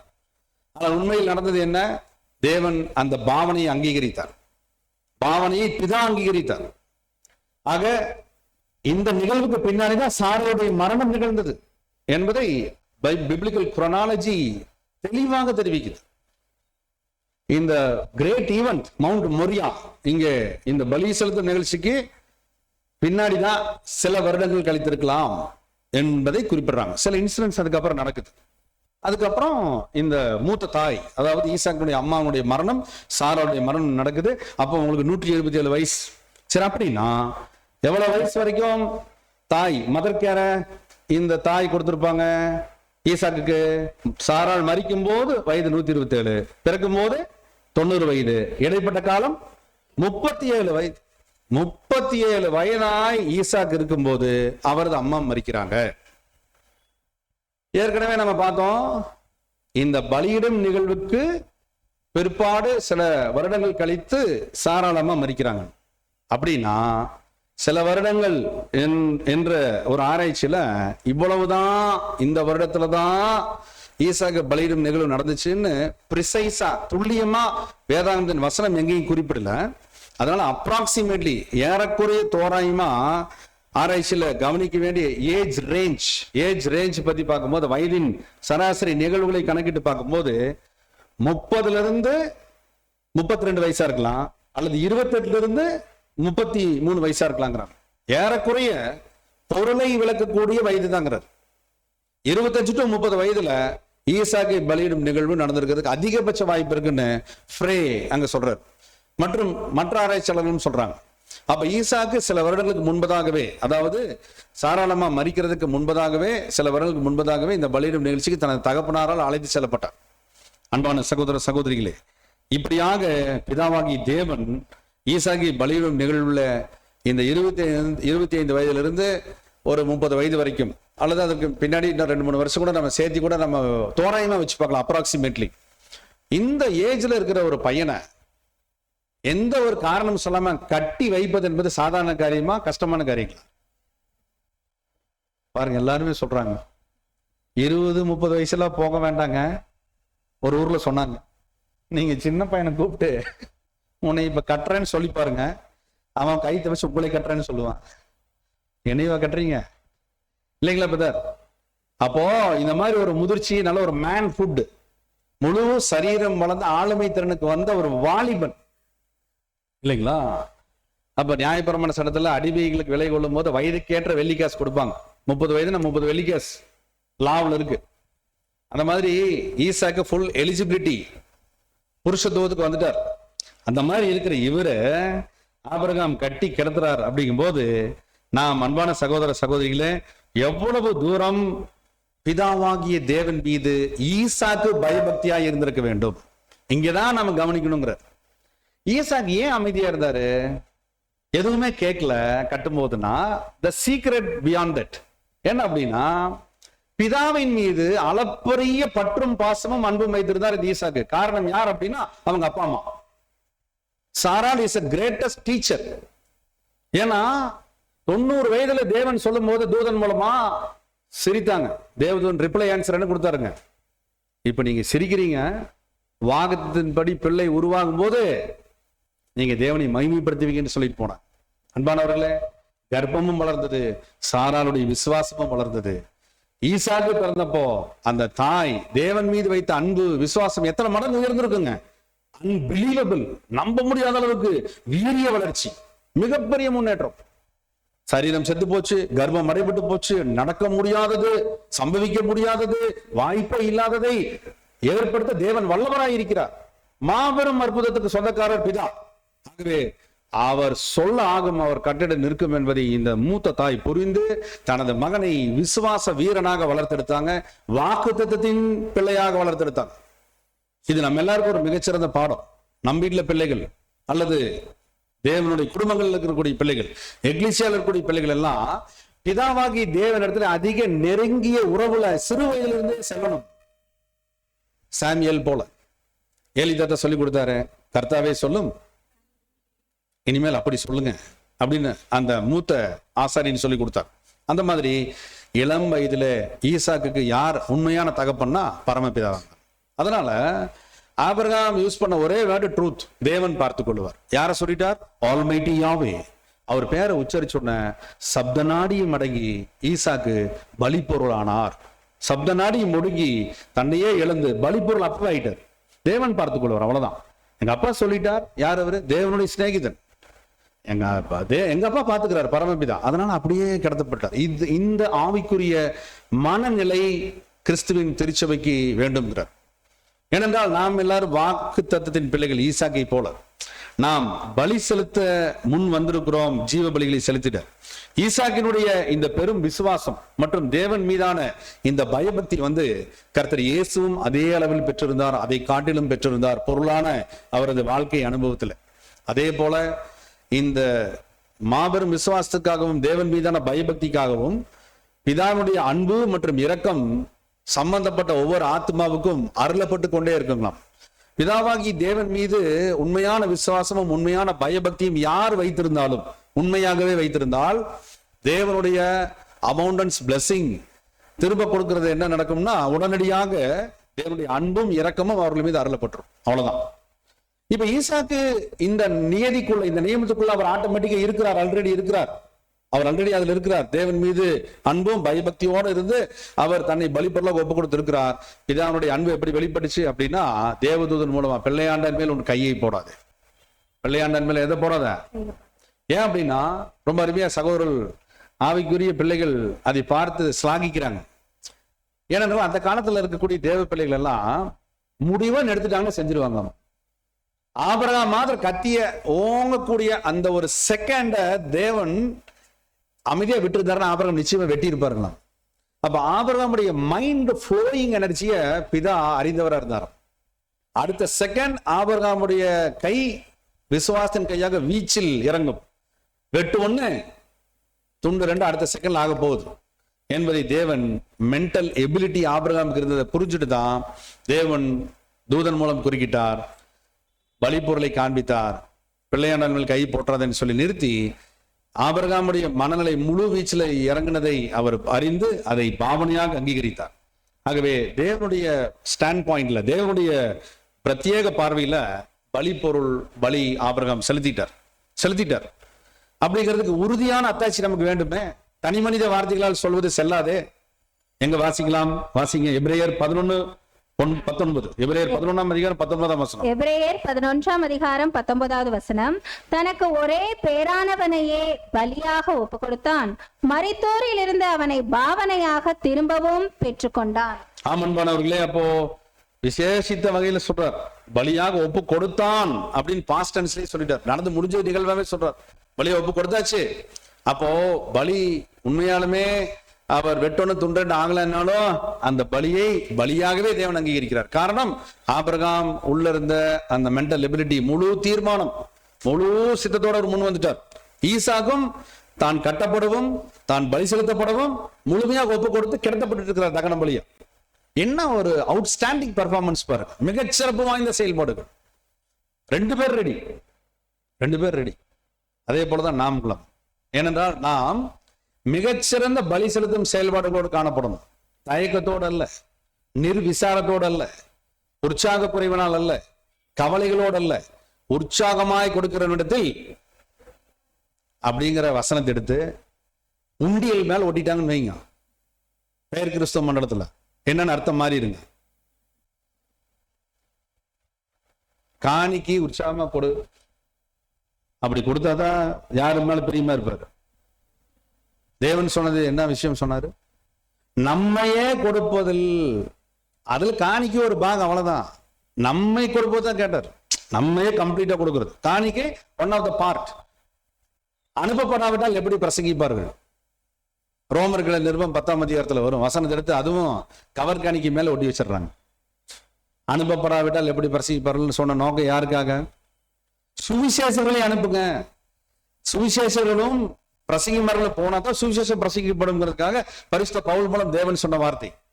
அந்த மீனிங்கே இன்னைக்கு மாற்றக்கூடிய அளவுல பல விஷயங்கள் நடந்துட்டு வரது நம்ம பார்க்கிறோம். பாருங்க, இங்கே எதற்காக இவளை பார்க்கிறோம்னா, பலி செலுத்தும் காரியங்களிலே எவ்வளவு தூரம் இருவரும் அருமையான சாட்சி அளிக்கிறாங்க. ஆபிரகாமாகட்டும் சரி, ஈசாக்காகட்டும் சரி, பிதாவாகி தேவனாகட்டும் சரி, கர்த்தர் இயேசுவாகட்டும் சரி. இப்ப நாம் நம்மை பலி பொருளாக ஒப்பு கொடுப்பதிலே எவ்வளவு தூரம் முழு மனதளவிலும் முழு உற்சாகத்தோடும் ஈடுபடணுங்கிறதுக்கு கர்த்தர் இயேசுவை நினைவு கூறும் இந்த காலப்பகுதி நம்மை உற்சாகப்படுத்துகிறது. ஏனென்றால் கர்த்தர் இயேசுவை நினைவு கூறும் காலங்களில் எல்லாம் நாம் உற்சாகப்படுத்தப்படுகிறோம், ஊக்கப்படுத்தப்படுகிறோம். இவைகளை நாம் ஒருபோதும் மறந்துவிடக்கூடாது. அதனாலதான் ரொம்ப அருமையா சிடிஆர் சொல்வார், not only cup of suffering but also cup of joy அப்படின்னு சொல்லுவார்.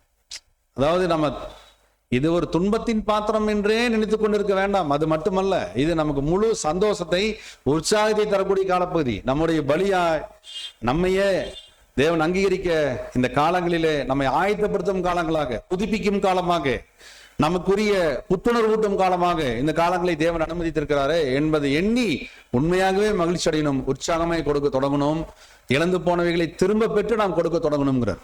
அன்பானவர்களே, இப்படியாக இந்த ஈசாக்கினுடைய அந்த முழு வீரிய வயதுல ஒரு 25 வயசுல இருந்து 37 வயசு வரைக்கும் இடைப்பட்ட காலம் நல்ல திடகாத்திரமான வயதும் ஆக்டிவிட்டிஸ் பண்ண வேண்டிய வயசு. இந்த பீரியட்ல ஈசாக்கு இந்த முடிவெடுக்கிறாருன்னா நாம் எந்த அளவுக்கு நாம் ஆவிக்குரிய மனநிலையில தயாராகணுங்கிற கேள்வியை நமக்கு நாமே கேட்டுக்கொள்ளலாம் என்று அவர் சொல்றார். அன்பானவர்களே, இப்போ எபிரேயர் 11ஆம் அதிகாரம் 19ஆம் வசனத்தை நம்ம வாசிச்சோம். தேவன் அந்த பலியை ஏற்றுக்கொண்டார். பாவனையாக தனது மகனை ஈசாக்குக்கு திருப்பி கொடுத்தார். சரி, ஆபிரகாமுக்கு திருப்பி கொடுத்துட்டார். படிப்பனை என்னன்னா தேவன் பார்த்து கொள்வார் என்பது.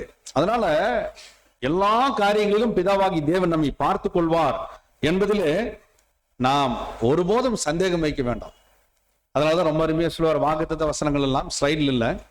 முதலாவது தேவனுடைய அவருடைய நீதியும் தேடுங்கள், அப்பொழுது எவைகள் எல்லாம் உங்களுக்கு கூட கொடுக்கப்படும்னு சொன்னாரே, எவைகள் எல்லாம் நாம உயிர் வாழ்வதற்கு தேவையான அனைத்தும் கொடுக்கப்படும். நாம் உயிர் வாழ்வதற்கு தேவையானது எது? அடிப்படை தேவைகள் மற்றும் சார்ந்திருக்கும் தேவைகள் எல்லாமே கொடுக்குறேன்டார், எல்லாம் சப்ளை கொடுக்குறேன்டார். கண்டிப்பா கொடுப்பாருங்க, அதுதான் நம்முடைய சர்வ வல்லவர். இதெல்லாம் உங்களுக்கு கூட கொடுத்துறான். ஏன்னா இதெல்லாம் கொடுத்து நம்மளை பலி செலுத்த வைக்கணுங்கிறது தேவனுடைய தீர்மானம். இதெல்லாம் வாங்கிட்டு பலி செலுத்தாமல் இருப்பேன் என்பது யாருடைய தீர்மானம்? நம்முடையதுன்னு சொல்லிட வேண்டாம். அது யாருடைய தீர்மானம்னா விழுந்து போக எண்ணுபவர்களின் தீர்மானம்ங்கிறார். விழுந்து போறவங்க என்ன பண்ணுவாங்க, எல்லாமே தேவனிடத்துல வாங்கிட்டு தங்களை புத்திசாலிதான் நினைச்சிட்டு தங்களுடைய புத்திசாலிதான் நினைச்சிட்டு செயல்பட தொடங்குவாங்களாம். நிற்கிறேன் என்று சொல்லுகிறவன் யார் மீது என் ஆத்மா பிரியமாயிராதுன்னு தேவன் சொன்னார். தேங்க்யூ. பின்வாங்கி போவான். ஆனால் பலிபீடத்தின் மீது தன்னை வைத்து பலி பொருளை வைத்துட்டு நான் மாட்டேன், நான் பலி செலுத்த கஷ்டமா இருக்கு, ஐயோ இது எவ்வளவு பெரிய ரிஸ்க் பிடிச்ச வேலை, நீங்க பாட்டுக்கு சும்மா ஞாயிற்றுக்கிழமை மட்டும் கூப்பிட்டா வந்துட்டு போகலாம், அதுவும் நீங்க வந்து இடையில மீட்டிங் வாங்கங்கிறீங்க, அங்க வாங்க அங்க ஊழியத்துக்கு போலாங்கிறீங்க, இங்க ஊழியத்துக்கு போலாங்கிறீங்க, பைபிள் ஸ்டடி பண்ணினீங்களாங்கிறீங்க, பர்வன்ஸ் படிச்சிங்களாங்கிறீங்க, நீங்க ரெகுலரா வாங்குறீங்க, இதெல்லாம் ரொம்ப டூ டஃபா இருக்குது, நாங்க முன்பு இருந்த சபையில் இப்படியெல்லாம் எங்களுக்கு இல்லையே என்று ஒருவர் கேட்டார். இது எங்களுடைய அறுவடை ஊழியர்கள ஒரு அனுபவம்.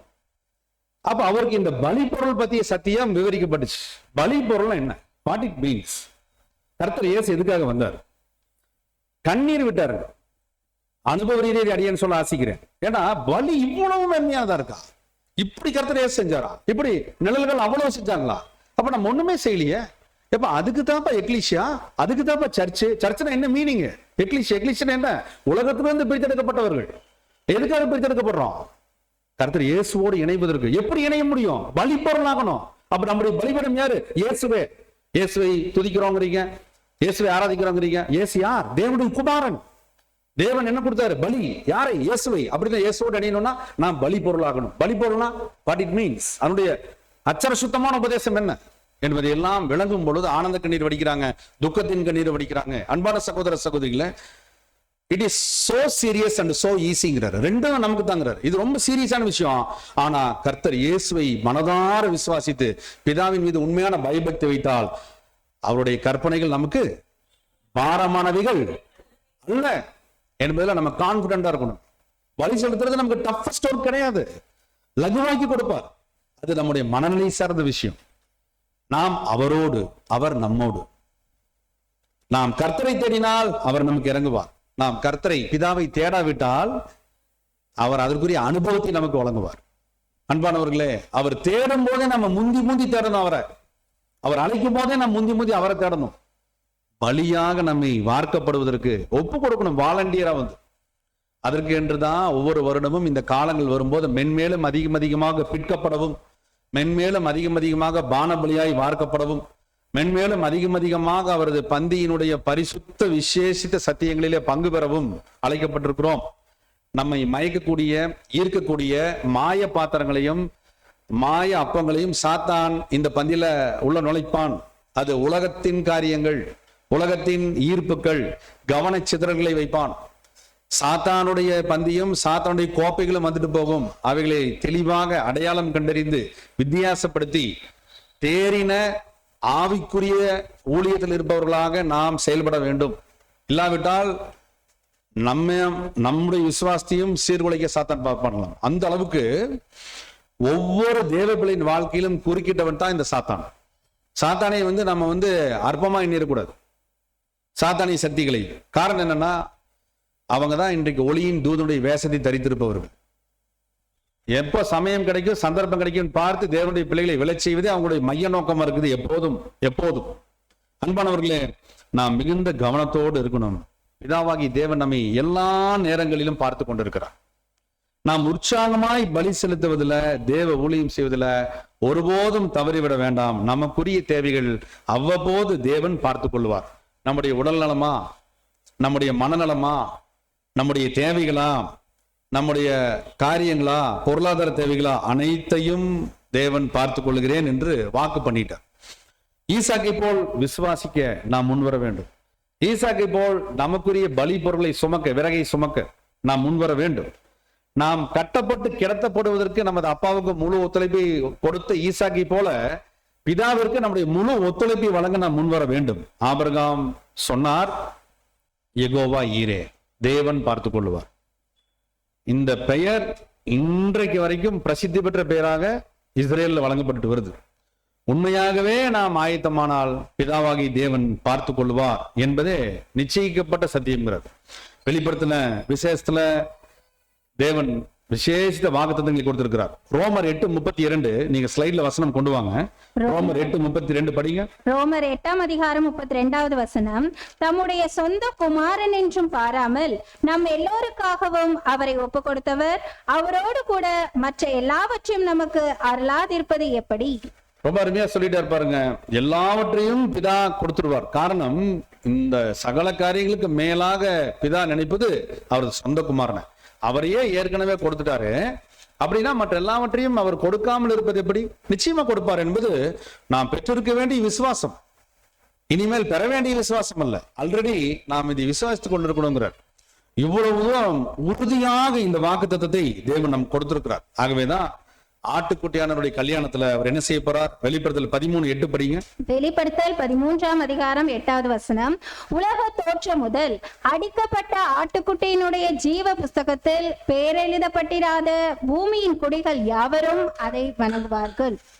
இந்த ஆவிக்குரிய சத்திய வசனத்துல ஒரு மாபெரும் மகிமையான வாக்குத்தத்தம் அடங்கி இருக்கு. என்ன அப்படின்னா, உலக தோற்றம் முதல் அடிக்கப்பட்ட ஆட்டுக்குட்டி. இது உலக தோற்றத்துக்கு முன்னாடியே டிசைன் பண்ணப்பட்ட விஷயம். கிறிஸ்து இயேசு தலையாகவும் அவரது சபை சரீரமாகவும் இணைக்கப்பட போறாங்க. அவர்கள் ஜீவ புஸ்தகத்திலே தேவனுடைய வாக்குத்தத்தை சுதந்திரிக்க போறாங்க. பேர் எழுதப்பட்டிருக்கும். அது யார் அப்படின்னா, கர்த்தர் இயேசுவோடு இணைகின்ற மகிமையின் சபை. அந்த மகிமையின் சபை வாய்ப்பு நம்ம எல்லாருக்கும் தேவன் இலவச கிருபையா வழங்கி இருக்கிறார். இது உலக தோற்றத்துக்கு முன்னாடி டிசைன் செய்யப்பட்ட பிளான். ஆகவே நாம் இவைகளில் அதிக உறுதியான நம்பிக்கை வைக்கணும், அதிக உறுதியான விசுவாசம் வைக்கணும். தேவன் கிறிஸ்து இயேசுவின் மூலம் நம்மை மீட்பதற்கு, ஜீவன் தருவதற்கு அவர் சித்தமாகி அனைத்து ஏற்பாடுகளையும் முன்னதாகவே செய்து விட்டார். தகன பலி செலுத்துவதற்கு அனைத்து ஆயத்த பொருட்களும் ஆபிரகாம் ஏற்கனவே கையில வச்சிருந்தார். கத்தி வச்சிருந்தார், நெருப்பு வச்சிருந்தார், சிசர் வச்சிருந்தாரு, எல்லாம் நெருப்பு தணலை வச்சிருந்தார். அதுக்குரிய ஆயத்த ஏற்பாடு வந்திருந்தார். அந்த மாதிரி பிதா எல்லாவற்றையும் பார்த்து கொண்டிருக்கிறார். நாம் பிதாவுடைய வழிகாட்டுதலை ஒருபோதும் குறைத்து மதிப்பிட்டு கொண்டிருக்க வேண்டாம் அல்லது எண்ணிவிட வேண்டாம். காரணம், இன்றைக்கு வளர்ந்து வருகிற நவநாகரிக உலகம் தொழில்நுட்ப புரட்சியினுடைய உச்சத்துல இருக்குது.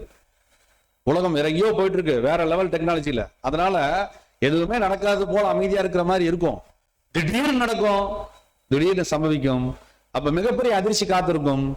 சபை மகிமைக்கு எடுத்துக் கொள்ளப்படும். திரள் கூட்டம் அப்போ மீகா 7ஆம் அதிகாரத்தின்படி புலம்புவார்கள். கோடை காலம் சென்றது, அறுப்பு காலம் சென்றது, நாமோ என்று பிற்பாடு யோசேப்பின் வெள்ளி பாத்திரத்தை சுமக்க ஆரம்பிப்பாங்க. அது என்ன யோசேப்பின் வெள்ளி பாத்திரம்? பென்னியமீன் கூட்டத்தாருக்கே உரிய சத்தியம். அது என்ன வெள்ளி பாத்திரம்னா, இஸ்ரேலுக்கு ஆதரவான தேவனுடைய குரலாக அவர்கள் மாற வேண்டும். தங்களது ரட்சிப்பின் தலைமை தளபதியை அவர்கள் பின்பற்ற வேண்டும். எத்தனை மடங்கு? முழு மடங்குல, முழு வீச்சுல அவர்கள் ஏற்கனவே செய்ய தவறினதை செய்வதற்கு தங்களை முழு அர்ப்பணிப்பை நோக்கி உந்தி தள்ளப்படுவார்கள். முழு அர்ப்பணிப்பு. ஆட்டுக்குட்டியான ரத்தத்திலே தோய்த்து வெளுக்கப்பட்ட அர்ப்பணிப்பு. சாதாரண அர்ப்பணிப்பு இல்லைங்க. Tested and roasted and sifted. அருமையான வேறு சொல்றார். போட்டு வறுத்து எடுத்து துவைச்சு தொங்க வச்சு ஆணில மாட்டி மறுபடியும் எடுத்து விசுவாசத்துல முழுசா முக்கி எடுத்து கொடுக்குற அடியில தெருள் கொட்டோம்னா என்னன்னு தெரிய வச்சு குருத்தோலை பிடிக்க வைக்கிற அளவுக்கும் கொடுக்குற அடி ஒவ்வொன்றும் இடி மாதிரி இருக்குங்கிற. அன்பானவர்களே, யோசிச்சு பாருங்க. எப்படி சொல்றாரு? நான் கொரிந்தியர் நிருபத்துல அக்கினி இலகப்பட்டு தப்புனது போல இருக்கும். சாதாரண விஷயம் இல்லை. அக்கினியில அடிச்ச அடியில் அக்கினி பறக்கும், பொறி பறக்கும் நெருப்பு. அதுல தப்புணும். ஆனா என்ன கிடைக்காது? கூலி கிடைக்காது. என்ன கூலி? ஜெயம் கொள்ளும் சிங்காசனம். என்ன மட்டும் கிடைக்கும்? குருத்தோலை. அப்ப தெருள் கூட்டம் ஒண்ணு நினைக்கிறதுக்கு வாய்ப்பு இருக்கு. சம் XRYயா இருக்கிறாங்கன்னா இதுக்கு முதல்ல என்ன பண்ணியிருந்திருக்கலாம்? இந்த அடி வாங்கினதுக்கு நம்ம நல்லா இருந்த காலத்திலேயே எல்லாம் சொன்னாங்க. எங்க எக்லீசியாவிலையும் சொன்னாங்க, பைபிள்லையும் சொல்லி கொடுத்தாரு தேவன். தனிப்பட்ட எல்லாம் சொன்னார். எல்லாம் இந்த மனசு பாலு மனசு கேட்டுச்சா? கேட்டுச்சு. கேட்டுட்டு என்னை நடிக்க வச்சிருச்சு. குறைச்சலான விசுவாசத்தை வெளிப்படுத்த வச்சிருச்சு. அப்படின்னு நம்மை நாமே நொந்து கொள்வதற்கு நாம் காரணமாகி விடக்கூடாது. ஏனென்றால் எல்லாம் நடந்து முடிச்சதுக்கு அப்புறம் தான் தெரியும், ஐயோ இவ்வளவு பெரிய லாஸ் நமக்கு நடந்துருச்சேன்னு சொல்லி எல்லாம் சைலண்டா போயிட்டே இருக்கும். திடீர்னு எல்லாம் முடிச்சு. அன்பானவர்களே, இவங்களில் நாம் முழு கவனத்தோடு இருக்கணும். ஏனென்றால் நாட்கள் குறைந்து கொண்டிருக்கிறது. நாட்கள் குறைந்து கொண்டு இருக்குது. நாம் முழு அளவிலே இந்த பெரிதான ரட்சிப்பின் பயணத்துல நம்மை முழுமையாக அர்ப்பணிக்க நாம் ஆயத்தமாவதை நாம் விசேஷித்த கவனம் செலுத்தணுங்கிற. கவனம் செலுத்தணும். சரி, அப்போ இங்கே ஆபிரகாமுக்கு காண்பிக்கப்பட்டது புதரில ஒரு ஆட்டுக்கடா. ஏற்கனவே ஆட்டுக்கடா காண்பிக்கப்பட்டிருக்கு. அந்த நேரத்தில் காண்பிக்கப்பட்டுச்சு. உடனே ஆபிரகாம் எடுத்து அதை தகன பலியாக செலுத்துவதற்கு தேவன் அனுமதி கொடுத்தார். அன்பான சகோதர சகோதரிகளே, இது மிகப்பெரிய ஒரு பொருளான சத்தியமாக இருக்கு. கர்த்தர் இயேசு அங்கே தன்னை விசேஷித்த பலிப்பொருளாக ஒப்பு கொடுத்ததற்கு பிற்பாடு உலகத்தின் மீட்பு உறுதி செய்யப்பட்டு விட்டது. தேவன் அதை அங்கீகரிக்கிறார். இது ஒரு விசேஷித்த ஒரு காரியம். இப்படி கர்த்தர் இயேசுவினால் நாம் எதற்காக பிடிக்கப்பட்டிருக்கிறோமோ அதை பிடித்துக் கொள்ளும்படி ஆசையாய் நாம் தொடர முன் வரணுங்கிறதா இந்த முதல் வேதாகம் நிழல்ல கற்றுக் கொடுக்கப்படும் காரியம். இடைப்பட்ட காலங்களில் நம்முடைய நிலைமை தேவன் பார்த்துக் கொள்ளுவார். நமக்கு எது நடந்தாலும் தேவன் பார்த்துக் கொள்ளுவார். நாம வண்டியில போயிட்டு இருக்கிறோம் அல்லது ஏதாவது ஒரு சூழல போயிட்டு இருக்கிறோம், ஒரு மிகப்பெரிய ஆபத்தே வந்தாலும் அந்த நேரத்தில் நம்ம நினைக்க வேண்டியது, ஐயோ இது என்ன ஆக போதோ நினைக்கிறதுக்கு பதிலா என்ன நினைக்கணுங்க? பார்த்துக் கொள்வார். அப்படி நிச்சயம் அவர் பார்ப்பார். அதுவே நம்முடைய நம்பிக்கையாக இருக்கணும். தேவன் மீது முழு நம்பிக்கை வைக்கிற மனுஷன் யார்தான் பாக்கியவான்? வேதம் சொல்லுதுங்க, தேவனை தனது முழு நம்பிக்கையாக கொண்டிருக்கிற மனுஷன் பாக்கியம். இன்னொரு காரியத்தை பக்தன் யோபு சொல்லுவார், தேவன் தண்டிக்கிற மனுஷன் பாக்கியவான். ரொம்ப அருமையான வசனம். அப்ப தேவனால் தண்டிக்கப்படுறதுக்கு நமக்கு கொடுத்து வச்சிருக்கணும். தேவனால் தண்டிக்கப்பட நாம் கொடுத்து வைக்கப்பட்டவர்கள். எப்படின்னா, தகப்பன் சிச்சியாத, பாத்தீங்களா, நம்ம மீது ஒழுங்கு நடவடிக்கை அவர் எடுப்பார். எதற்கு? நம்மை பந்தய பொருளை வாங்க வைக்கிறதுக்காக, இல்லைங்களா? ஏனென்றால் அவர் தான் நல்ல மீன் எது, ஆகாத மீன் எது என்று பிரித்தெடுத்துட்டு இருக்கிறார். சில கழுவுற மீன்ல நழுவுற மீன் இருக்குது. அந்த மீனையும் அவர் நல்ல மீனா மாத்துறதுக்கு கர்த்தர் இயேசு அதிரடி ஆக்ஷன் எடுப்பார். மெசியாவாக எடுக்கும்போது அவருடைய ஆக்ஷன் பிளான்ல நமக்கு கொடுக்கப்படுற அத்தனை சிச்சைகளுக்கும் ஈசாக்கை போல் கீழ்ப்படிந்து கட்டப்படணுங்கிற ஒத்துழைப்பு தான் கொடுக்கணும். 100% ஒத்துழைப்பு. தேவனே சொல்லிட்டீங்களா? ஓகே. தேவனே என்னை ஃபெயில் பண்ணிட்டீங்களா? Double okay. தேவனே என்னை தொடர்ந்து தோக்க வச்சுக்கிறீங்களா? ரொம்ப ரொம்ப நன்றிங்கணுங்களா? எப்படிங்க? மிக்க நன்றி. எங்களை தொடர்ந்து தோக்க வச்சுட்டே இருக்கிறீங்களா? ரொம்ப நன்றி. எதுக்காக இந்த தோல்வி எதற்காக நோக்கி கொண்டு போயிட்டு இருப்பீங்க? கண்டிப்பா ஏதோ ஒரு நன்மைக்காக. என்னன்னு எங்களுக்கு இப்ப புரியல. எங்க சிற்றறிவு கேட்டுல, நீரோ மகா பெரியவர், நாங்களோ மிகவும் சிறியவர்கள் என்ற விசுவாச கண்ணோட்டத்தோடு தான் அதை பார்க்கணுங்கிறார். காரணம், நம் புதியஸ்டின் வாழ்க்கையை பற்றி அவருக்கு எல்லாம் தெரியும். நாம் ஒன்றும் விளக்கவே வேண்டியதில்லை. நம் வாயிலிருந்து சொல் பெறுவதற்கு முன்பதாகவே நாம் யார், நம்ம நிலைமை என்ன, நம்முடைய இருதயம் என்ன, நாம் என்னெல்லாம் செய்ய போறோம், அச்சர சுத்தமா அவருக்கு தெரியும், வித்தவுட் எனி சிங்கிள் டவுட் எல்லாம் அவருக்கு தெரியும். நாம் ஒண்ணுமே சொல்ல வேண்டியதில்லை. ஆகவே நாம் முழுமையாக உற்சாகத்தோடு தேவனிடத்துல சரண்டர் ஆகிறது, ஒப்பு கொடுக்கிறது தான் இப்ப நமக்கு அடிப்படை தேவைங்கிறார். மீதியை தேவன் பார்த்துக் கொள்வார். இப்படி ஈசாக்கை போல நம்ம ஒப்பு கொடுப்பதிலே அதிக உற்சாகத்தோடு உண்மையோடு பயபக்தியோடு வந்துட்டோம்னா தேவன் பலியையும் பார்த்துக் கொள்வார், பலி பொருளையும் பார்த்துக் கொள்வார், எல்லா ஏற்பாடையும் அவர் பார்த்துக் கொள்வார். அதை விட்டுட்டு நம்முடைய சுய சித்தத்தின்படி செய்ய முன் வந்துட்டோம்னா அதனுடைய முழு விஷயங்கள், அனுபவங்கள் எல்லாம் நம்மை சார்ந்ததாகிவிடும். அது அபாயத்தின் அறிகுறி, ஆசீர்வாதத்தின் இழப்பின் அறிகுறி. பாத்தீங்களா? அந்த அபாய கட்டத்துக்கு நம்ம எவரும் சென்று விடக்கூடாது என்ற நன்மையான நோக்கத்திற்காகவே தேவன் கொடுக்கிறார் இந்த தகன பலி நிழல். இப்படி மிக முக்கியமான இந்த விசேஷித்த முற்பதாக்களின் யுகத்தினுடைய நிழலை நாம் கற்றுக்கொள்ளும் பொழுது நியாயப்பிரமாணத்தின் மற்றொரு நிழல தகன பலிக்கென்றே பிரத்யேக பலியாக அடையாளம் காட்டப்பட்டார். லேவியராகமம் 8ஆம் அதிகாரம் 1-2 வசனங்களிலே காளை மற்றும் ஆட்டுக்கடாக்கள் பாருங்க, அது ஒரு பலி. அப்ப காளை மற்றும் ஆட்டுக்கடாவை பார்த்தா படிங்க, அந்த வசனம் படிங்க. லேவியராகமம் 8:1-2. லேவியராகமம் 8ஆம் அதிகாரம் 1 மற்றும் 2 வசனங்கள்.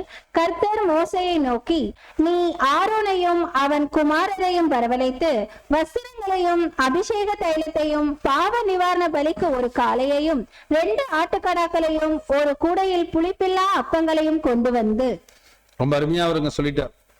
தேவன் மோசையை பார்த்து சொன்னார், ஆரோனையும் அவங்க குமாரையும் வரவழைத்து அவர்களுக்கு செய்ய வேண்டிய விசேஷித்த ஆசாரியர்களுக்குரிய ஆசாரித்துவ நியமத்தை செய்வதற்கு அடையாளமான பலி பொருள்களை, அடையாள பொருள்களை கொண்டு வந்து அவர்களுக்கு அதை நீங்க பயன்படுத்துங்கன்னு சொல்றார்.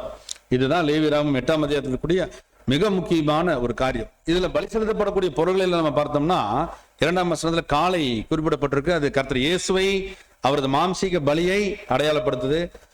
விசேஷமா அந்த மனுஷிக சுபாவத்தை கர்த்தர் இயேசு பலி செலுத்தினார், காளை. அதே நேரத்தில் ஆட்டுக்கடாக்கள் யாரை அடையாளப்படுத்துது? மாம்சீக நிலைமையில் இருக்கக்கூடிய சபையின் நிலைமை. மாம்சீக நிலைமையில் இருக்கிறோம், சபை பலி செலுத்தும் நிலைமை. சரி, அப்படின்னா இங்கே கர்த்தருக்கும் சபைக்கும் நிழலாக யார் இருக்காங்கன்னா ஆரோன் மற்றும் ஆரோனின் குமாரர்கள். லேவியராகமம் 8ஆம் அதிகாரம் 18-20 வசனங்கள் விவரிக்குது, படிங்க. லேவியராகமம் 8ஆம் அதிகாரம் 18-20. பின்பு அவன் சர்வாங்க தகன பலிக்கு ஆட்டுக்கடாவை கொண்டு வந்தான். அதன் தலையின் மேல் ஆரோனும் அவன் குமாரரும் தங்கள் கைகளை வைத்தார்கள். அப்பொழுது அது கொல்லப்பட்டது. மோசே அதன் இரத்தத்தை பலிபீடத்தின் மேல் சுற்றிலும் தெளித்தான். ஆட்டுக்கடா சந்து சந்தாக துண்டிக்கப்பட்டது. கர்த்தர் தனக்கு கட்டளையிட்டபடியே மோசே அதன் தலையையும் துண்டங்களையும் கொழுப்பையும் தகனித்தான். பாருங்க, மிக முக்கியமான ஒரு ஆர்டர் கொடுக்கப்படுது. ஆரோனுடைய குமாரர் இந்த ஆட்டுக்கடாக்களின் மீது கைகளை வைக்கிறாங்க. இது மிக முக்கியமான ஒரு பொருளான சத்தியத்தை விவரிக்குது. ஆரோனுடைய குமாரர் யார் அப்படின்னா மாம்சீக நிலைமையில் இருக்கக்கூடிய சபைதான். அந்த கைகளை வைப்பதாக குறிப்பிடும் காரியம் என்னன்னா அதன் ரத்தத்தை, அதாவது ரத்தம் குறிக்கிறது உயிர், பிரதிஷ்டை செய்யப்பட்ட அந்த உயிரை எடுத்து அதை தனித்தனியாக வார்க்கிறது. சம்பந்தப்பட்ட ஒவ்வொரு ஆவிக்குரிய பிள்ளையின் பொறுப்பு அது. அர்ப்பணம் செய்வது என்பது சம்பந்தப்பட்ட ஒவ்வொரு பிள்ளையினுடைய பொறுப்பு. உதாரணமா சபையில ஒரே குடும்பத்தை சேர்ந்தவங்க இருக்கிறாங்கன்னா தங்கை அண்ணனுக்காக பலி செலுத்திட முடியாது, மகனுக்காக தந்தை பலி செலுத்திட முடியாது, மகனுக்காக தந்தை பலி செலுத்திட முடியாது. அதே மாதிரி தாய் மகள் அல்லது கணவன் மனைவி எந்த உறவு வேணாலும் எடுத்துக்கலாம். அவரவர்களுக்குரிய அர்ப்பணிப்பின் ஊழியத்தை அவரவர்கள் தான் செய்யணுங்கிறது. தனித்தனியாக வார்த்தல் மிக முக்கியமான ஒரு காரியமா நிழல்ல சித்தரிக்கப்படுது. பொருளான காரியம் நாம் ஒவ்வொருவரும் நமக்குரிய பாகத்தை சரியாக செய்திட வேண்டும். இன்னொரு மிக முக்கியமான காரியம், ஆரோனும் அவர் குமாரரும் அதன் மேல் கையை வைக்கிறாங்க. பலி செலுத்தப்பட வேண்டிய ஆட்டுக்கடா மீது கை வைக்கிறாங்கன்னு அதன் பொருள், அதாவது ஆரோனுடைய குமாரர் குறிப்பிடக்கூடிய ஒரு விசேஷ காரியம் மாம்ச நிலைமையில் உள்ள சபை, அவர்கள் தான் கை வைக்கிறாங்க இந்த ஆட்டு கடாவின் மீது. அது எதை குறிக்கக்கூடியதா இருக்குன்னா தங்களது ஆவிக்குரிய சுபாவத்தை வைத்து மாம்சத்திற்குரிய சுபாவத்தை பலி செலுத்துகிறோம். பாத்தீங்களா? மாம்சீக நிலைமையில் கர்த்தர் இயேசு சபையினுடைய புதிய ஆவிக்குரிய சுபாவத்தை குறித்து சொல்றார். அது பலி செலுத்திட நம்மையே ஏவி கொண்டிருக்குது. அப்ப நம் ஒவ்வொருவருக்குள்ளும் ஒரு புதிய ஆவிக்குரிய சுபாவம் கருத்தரித்திருக்கிறது. அது புதிய சுச்சியாக நம்ம ஒவ்வொருடைய இருதயத்திலும் வளர்ந்து கொண்டிருக்கிறது. அந்த புதிய ஆவிக்குரிய சுபாவம் தான் நம்மை, அதாவது நமது மாம்சத்தினுடைய விருப்பங்களை எல்லாம் அது பலி செலுத்திட, அர்ப்பணித்திட நம்மை ஏவிக்கொண்டே இருக்கும். நமக்குள்ள இருக்கக்கூடிய புதிய சுபாவம் தான் நம்மை இயக்கக்கூடிய உந்து சக்தியா, கருவியா செயல்படுது என்பதை நாம் நினைவில் கொள்ள வேண்டும். ஏனென்றால் நம்ம மாம்சத்தில் இருக்கிற வரைக்கும் நமக்குள்ள பழைய மனுஷன் பதுங்குவான், ஒளிவான், ஓடுவான், பதுங்கி பாய்வதற்கு காத்திருப்பான்.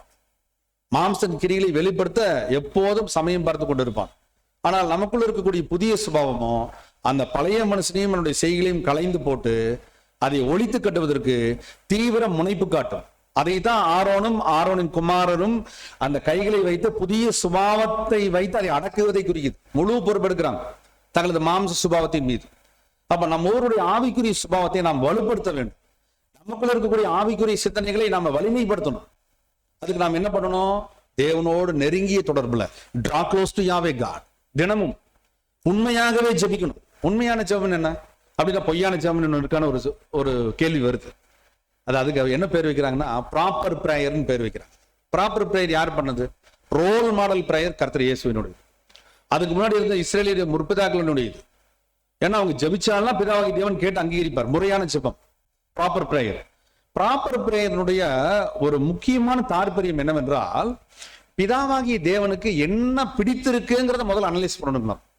நம்ம பிரேயர் பண்றதுக்கு முன்னாடி பிதாவுக்கு என்ன பிடிக்கும், என்ன பிடிக்காது, அவர் எதை அங்கீகரிப்பார், எதை அங்கீகரிக்க மாட்டார், பிதாவாகி தேவன் எதை விரும்புகிறார், எதை விரும்ப மாட்டார், பிதாவாகி தேவனுக்கு எது பரிசுத்தமானது, எது பரிசுத்தம் இல்லாதது என்பதை நம்முடைய மனநிலைமைகளில் ஆராய்ந்து பார்த்து அவைகளை நாம் நீக்க தொடங்கணும். நம்ம இடத்துல இருந்து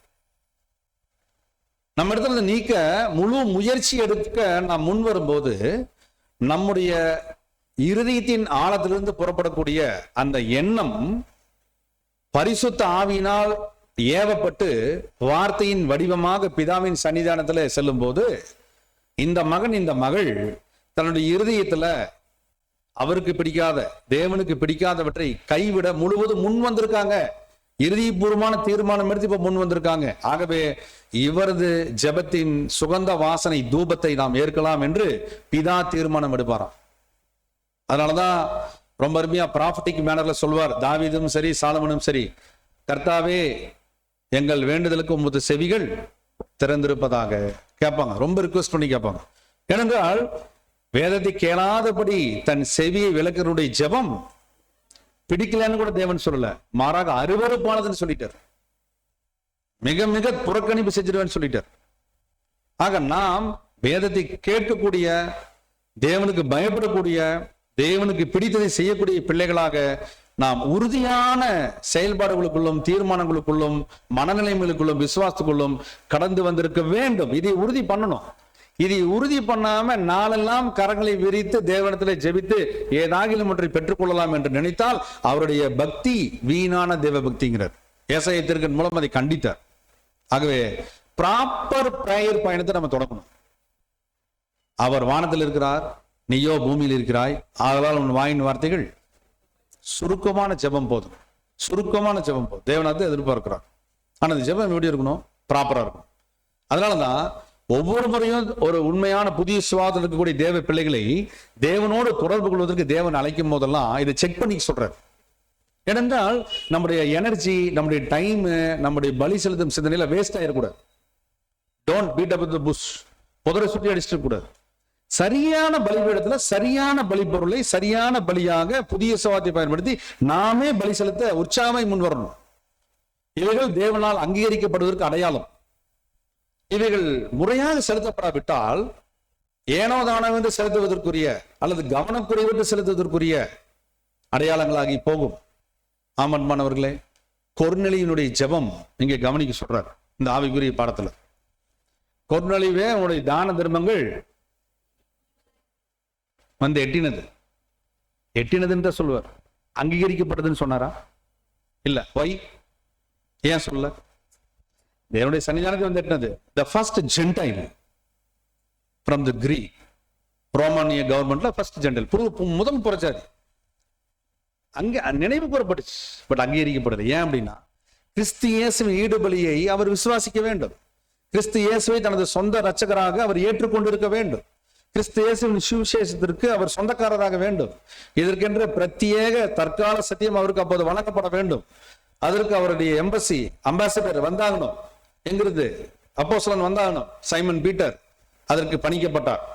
அவர் போய் கிறிஸ்துவினுடைய ரட்சிப்பின் சுவிசேஷத்தை சொல்லும் போது கொர்நேலியு மனதார ஏற்றுக்கொண்டு அவரும் அவரது வீட்டாரும் ரட்சிப்பின் சத்தியத்தை ஏற்றுக்கொண்டு அவர்கள் விசுவாசிகள் ஆனார்கள். அப்பொழுது கொர்நேலியுடைய ஜெபம் அங்கீகரிக்கப்பட்டுச்சு. அதே போல நாம் பிதாவாகிய தேவன் கிட்ட நம்முடைய ஜெபம் அங்கீகரிக்கப்பட வேண்டுமானால் கர்த்தர் இயேசுவை நினைவு கூறும் இந்த காலங்களிலே முறையான ஜெபத்திற்கு நாம் உட்பட வேண்டும். முறையான ஜெபம் நம்முடைய இடங்களிலிருந்து புறப்படணுங்கிறார். சரி, அப்படின்னா இந்த ஆவிக்குரிய சுபாவத்தை பயன்படுத்தி பூமிக்குரிய நமது காரியங்களை பலி செலுத்த, பூமிக்குரிய பழைய மனுஷனையும் பூமிக்குரிய காரியங்கள் அனைத்தையும் பலி செலுத்த முன் வரும்போது லேவியராகமம் 8ஆம் அதிகாரத்துல 23ஆம் வசனத்திலிருந்து 25ஆம் வசனம் வரைக்கும் மோசஸ் ஒரு ஆக்டிவிட்டி செஞ்சு காமிக்க வைப்பார். தேவன் என்ன செய்யறாரு பாருங்க, படிங்க. லேவியராகமம் 8ஆம் அதிகாரம் 23 இருந்து, பின்பு அது கொல்லப்பட்டது. மோசே அதன் ரத்தத்தில் கொஞ்சம் எடுத்து ஆரோனுடைய வலது காதின் மடலிலும் வலது கையின் பெருவிரலிலும் வலது காலின் பெருவிரலிலும் பூசினான். பின்பு ஆரோனுடைய குமாரரையும் அழைத்தான். மோசே அந்த ரத்தத்திலே கொஞ்சம் அவர்களுடைய வலது காதின் மடலிலும் வலது கையின் பெருவிரலிலும் வலது காலின் பெருவிரலிலும் பூசி ரத்தத்தை பலிபீடத்தின் மேல் சுற்றிலும் தெளித்து கொழுப்பையும் வாலையும் குடல்களின் மேலிருந்த கொழுப்பு முழுவதையும் கல்லீரலின் மேலிருந்த ஜவ்வையும் 2 குண்டிக்காய்களையும் அவைகளின் கொழுப்பையும் வலது முன்னந்தொடையையும் எடுத்து. இந்த உடல் உறுப்புகள் உள்ளுறுப்புகளை எல்லாம் தேவன் ஏன் குறிப்பிட்டு காண்பிக்கிறார்னா, பொருளான சத்தியத்துல ரொம்ப அருமையா சொல்லுவார். கிறிஸ்துவனுடைய சபையின் பிள்ளைகள் வந்துட்டு வலதுகாது மடல் எதை குறிக்குதுன்னா விசுவாசம் மற்றும் கீழ்ப்படிதலின் அடையாளம். இவைகள்ல நாம் பலி செலுத்த முன் வரணும். எவ்வளவு முக்கியத்துவம் வாய்ந்த ஒரு காரியம் பாருங்க. விசுவாசத்தோடு கீழ்ப்படிந்து பலி செலுத்த முன் வரணும். வலதுகை அது அர்ப்பணிப்பு கிரியைகளை முடிந்த வரைக்கும் செய்வதற்குரிய அடையாளம். வலதுகால் பெருவிரல் இது புதிய வாழ்க்கை முறை, ஆவிக்குரிய வாழ்க்கை முறை, கிறிஸ்துவின் சிந்தையில நடத்தல், இவைகள் யாவையும் அடையாளப்படுத்திடும். அர்ப்பணிப்பின் வாழ்க்கை முறை பலியின் வாழ்க்கை முறையை குறிக்கக்கூடியதா இருக்கு. அடுத்தது கொழுப்பு, பக்தி வைராக்கியமான ஒரு அன்பை அது குறிக்கக்கூடியதாக இருக்கு. மிக விசேஷித்த ஒரு காரியம். சிறப்பான நம்முடைய சக்திகளை எல்லாம் நம்முடைய பலன்களை எல்லாம் தேவனுடைய சித்தத்தை செய்வதற்காக பயன்படுத்துவதற்கு முன் வருது. இவைகளை குறிக்கும். பாத்தீங்களா, இவைகள் எல்லாம் செய்யும் போது தேவன் நம் மீது மகிழ்ச்சி கொள்கிறாராம். நம்மால் முடிந்ததை செய்யும் போது. நீங்க ஸ்லைட்ல 78வது ஸ்லைடு கொண்டு வாங்க பாருங்க. மிக முக்கியமா இந்த மாதிரியான விதத்துல நம்மளை பலி செலுத்த தேவன் உற்சாகப்படுத்துறார். நாம் எப்படியெல்லாம் கீழ்ப்படியலாம், எப்படியெல்லாம் பக்தி வைராக்கியத்தோடு அன்பு செலுத்தலாம், எப்படியெல்லாம் நாம் இன்னும் சிறப்பான நம்முடைய சக்திகளை பலன்களை திரட்டி முழு ஈடுபாட்டோட செய்யலாம் பாருங்க. ரொம்ப அருமையா சொல்றார். 78 கீழே அடுத்து படிங்க சிஸ்டர், படிங்க. அந்நாளில் ஸ்லைட் மோசே அதை ஒவ்வொருவரின் வலது காதிலும் வலது கையின் பெருவிரலிலும் வலது காலின் பெருவிரலிலும் பூசினான். இப்படியாக நம்முடைய அர்ப்பணிப்பு மூலம் விசுவாச கேள்வியை பெறவும் பிரதிஷ்டை செய்யப்பட்டவர்கள் மட்டுமே செய்யக்கூடிய தேவனுடைய வாக்குத்தத்தத்தை மெச்சக்கூடிய தகுதியை பெறவும் முடிகிறது. செய்ய வேண்டிய எதையும் நமது முழு பலத்துடன் தேவனுக்கு பிரியமான விதத்தில் செய்வதற்கு நமது கரங்கள் பிரதிஷ்டை செய்யப்படுகின்றன. நாம் இனி புறஜாதியாரை போல நடவாமல் புதிய ஜீவியத்திற்குள் நடக்கவும், விசுவாசித்து நடக்கவும், ஆவியில் நடக்கவும், வெளிச்சத்தில் நடக்கவும், கிறிஸ்துவை பெற்றிருப்பதினாலே அவருக்குள் நடக்கவும் நம்முடைய கால்கள் பிரதிஷ்டை செய்யப்படுகின்றன. ஆமன்பானவர்களே, இவ்விதமாக இந்த ஒரு அருமையான ஒரு மெத்தடாலஜி மூலம் தேவன் என்ன பண்றாருன்னா நம்மளை உற்சாகப்படுத்துறார். இவைகள் வந்துட்டு கடினமானவைகள் அல்ல. நாம் அன்றாட வாழ்க்கையில நாம் தேவ தயவை பயன்படுத்தி முன்னேறலாம்ங்கிறார். இந்த மெத்தடாலஜி லைஃப் ஸ்டைல்ல இந்த மாதிரியான ஒரு வாழ்க்கை முறையில் முன்னேறலாம். இவைகள் தகன பலியினுடைய நிழலின் அடையாளங்கள் அற்புதமாக விவரிக்குது. இந்த மாதிரி நம்ம ஒரு வாழ்க்கையை வாழலாம், எப்படியெல்லாம் நம்ம சிந்திக்கலாம்னு சொல்லி இறுதியா அவர் சொல்றார். லேவியராகமம் 8ஆம் அதிகாரம் 30ஆம் வசனத்துல படிங்க. லேவியர் 8ஆம் அதிகாரம் 30வது வசனம். மோசே அபிஷேக தைலத்திலும் பலிபீடத்தின் மேலிருந்த இரத்தத்திலும் கொஞ்சம் எடுத்து ஆரோன் மேலும் அவன் வஸ்திரங்கள் மேலும் அவன் குமாரர் மேலும் அவர்கள் வஸ்திரங்கள் மேலும் தெளித்து ஆரோனையும் அவன் வஸ்திரங்களையும் அவன் குமாரரையும் அவன் குமாரரின் வஸ்திரங்களையும் பரிசுத்தப்படுத்தினான். ஆமான்பானவர்களே, இதை பரிசுத்தப்படுத்தும் நிகழ்ச்சியாகவே தேவன் அனுமதிச்சிட்டார். இதன் பொருளான சத்தியத்தை பார்த்தோம்னா, கர்த்தர் இயேசு கிறிஸ்துவுக்குள்ள இவ்விதமாக பலியின் ஜீவி வாழ்க்கையில் ஈடுபடுற தேவ பிள்ளைகளுக்கு பரிசுத்தாவின் மூலம் தேவன் அங்கீகரிப்பு கொடுக்கிறார். முதல் காரியம் இதனுடைய பொருளான சத்தியத்துல நீங்க அந்த ஸ்லைட்ல கொண்டு வாங்க. பரிசுத்தாவினுடைய அங்கீகரிப்பு கொடுக்கிறார். பரிசுத்தாவின் மூலம் நடத்துறார். ஒவ்வொரு தேவ பிள்ளையும் நடத்த போறார். தேவனுடைய குமாரர் என்னும் அங்கீகரிப்பை கொடுக்க போறார். தேவனுடைய குமாரர் என்ற அங்கீகரிப்பு சாதாரணமான காரியம் அல்ல. பாருங்க எவ்வளவு பெரிய ஒரு விசேஷ காரியம். சன்ஸ் ஆஃப் காட், தேவனுடைய குமாரர் என்னும் அங்கீகரிப்பு விசேஷ காரியம். அடுத்ததாக கர்த்தருடைய ஈடுபலின் விசுவாசம் மூலம் நமது மீட்பை, அதாவது பெரிதான ரட்சிப்பை உறுதி செஞ்சிருவார். இந்த 3 அச்சீவ்மெண்ட்டை, மிகப்பெரிய ஒரு விசேஷித்த திரையை கிடக்கும் நிகழ்ச்சிக்கு உரிய அங்கீகரிப்பை தேவன் வைத்திருக்கிறார். இவைகள் யாவும் நாம் பெற வேண்டியவைகள், நாம் தக்க வைத்துக் கொள்ள வேண்டியவைகள், நமக்கே உரியவைகள்ங்கிறது. ஒருபோதும் இது எழுத விடக்கூடாது. அல்டிமேட் எய்மே இதுதான். இதற்கென்றுதான் நாம் பிரதிஷ்டைக்கு உட்படுத்தப்படுகிறோம். அன்பான சகோதர சகோதரிகளே, இது ஒவ்வொருடைய தனிப்பட்ட பொறுப்பு. இதற்கு யாரையும் நம்ம குறை சொல்லிட முடியாது. யாரையும் சாக்கு போக்கு காரணம் சொல்லிட முடியாது. அவர்களால் நான் இழந்தேன், இவர்களால் நான் இழந்தேன், இதற்காக இழந்தேன், அதற்காக இழந்தேன் சொல்லி காரணமோ சாக்கு போக்கோ வேற எதுவுமே நம்ம சொல்லிட முடியாது, கூடாது. தேவன் ஏற்க மாட்டார். நாம் தான் பொறுப்பாளிகள். Each and every one has individual ரெஸ்பான்சிபிலிட்டிங்கிறார். ஒவ்வொருவரும் அந்த தனிப்பட்ட பொறுப்புல நாம் வாழ்ந்து கொண்டிருக்கிறோம். இறுதியாக இந்த நிழலான பாடத்துல யோர்தானை கடத்தல்ங்கிற ஒரு போர்ஷனை தேவன் வச்சிருக்கிறார். இந்த இஸ்ரேலிய ஜனங்களை எவ்வளவு தூரம் அருமையா நியாயப்பிரமாணத்தின் சட்டத்திட்டங்கள் எல்லாம் கொடுத்து வனாந்தர பயணத்தில் கூட்டிட்டு வந்தப்ப யோர்தானை கடத்தல் விஷயத்துல ரொம்ப அருமையான ஒரு நிழலை வைத்து முடிக்கிறார். இது எதற்கு அடையாளம்னா, ராஜ்யம் துவங்கும் விதத்துக்கு பொருளான செய்தியில் அடையாளம். Crossing the Jordan. Crossing the Jordan. ஆசாரியருடைய கால் பட்டோன்னு யோர்தான் நதி எப்படி நின்னுச்சோ தேவன் நிற்க வைத்தார். இது எப்ப நடந்துச்சு? யோசுவாவின் புஸ்தகம் 4ஆம் அதிகாரம் 19ஆம் வசனம் படிங்க. யோசுவா 4ஆம் அதிகாரம் 19வது வசனம். இந்த பிரகாரமாக முதல் மாதம் 10ஆம் தேதியிலே ஜனங்கள் யோர்தானிலிருந்து கரையேறி எரிகோவுக்கு கீழெல்லையான கில்காலிலே பாளையம் இறங்கினார்கள். பாருங்க, முதல் மாதம் 10ஆம் தேதி. முற்காலங்கள் எல்லாம் இஸ்ரேலிய மாதத்துல, முந்தி காலத்துல ஆதியில அவங்களுக்கு மாதங்கள் அறிமுகம் செய்யப்பட்டப்ப முதல் மாதம் குறிக்குது ஆபீப்னு சொல்லுவாங்க. பிற்காலங்களில் அது நீசான்ங்கிற பெயரில் அடையாளப்படுத்தப்பட்டுச்சு. அது பாபிலோன்ல அவங்க சிறையிருப்புக்கு போனதுக்கு அப்புறம் அந்த மாதங்களின் பெயர்கள் எல்லாம் அங்க புறஜாதிகளில் இருக்கக்கூடிய மாதங்கள் அது மிக்ஸ் ஆயிருந்தது. ஆபீப் அந்த முதல் மாதம் 10ஆம் தேதி. முதல் மாதம் 10ஆம் தேதிங்கிறது நம்ம எல்லாருக்கும் ஃபேமஸான அடையாளம். முதல் மாதம் 10ஆம் தேதி, அதாவது நீசான் 10. இன்னொரு விதத்துல சொன்னா ஆபீப் 10. எது என்ன முக்கியம்? ஆட்டுக்குட்டியை lamb செலக்ஷன். ஆட்டுக்குட்டியை செலக்ட் பண்றது.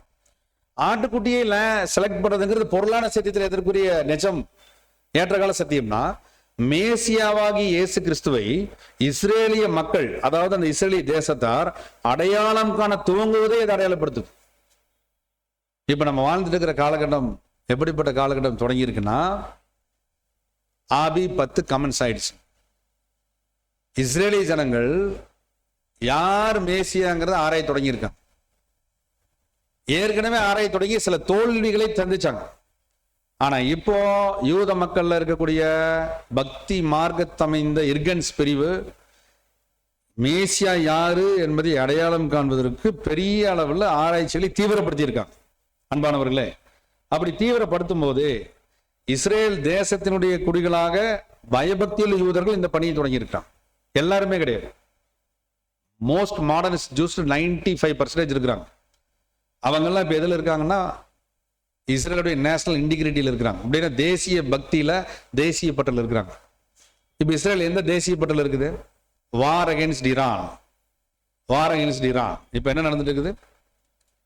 ஈரான் யுத்தம். ஈரான் யுத்தம் அப்படின்னா நாம கவனிக்கலாம். 2 செய்திகள் நமக்கு இருக்கு.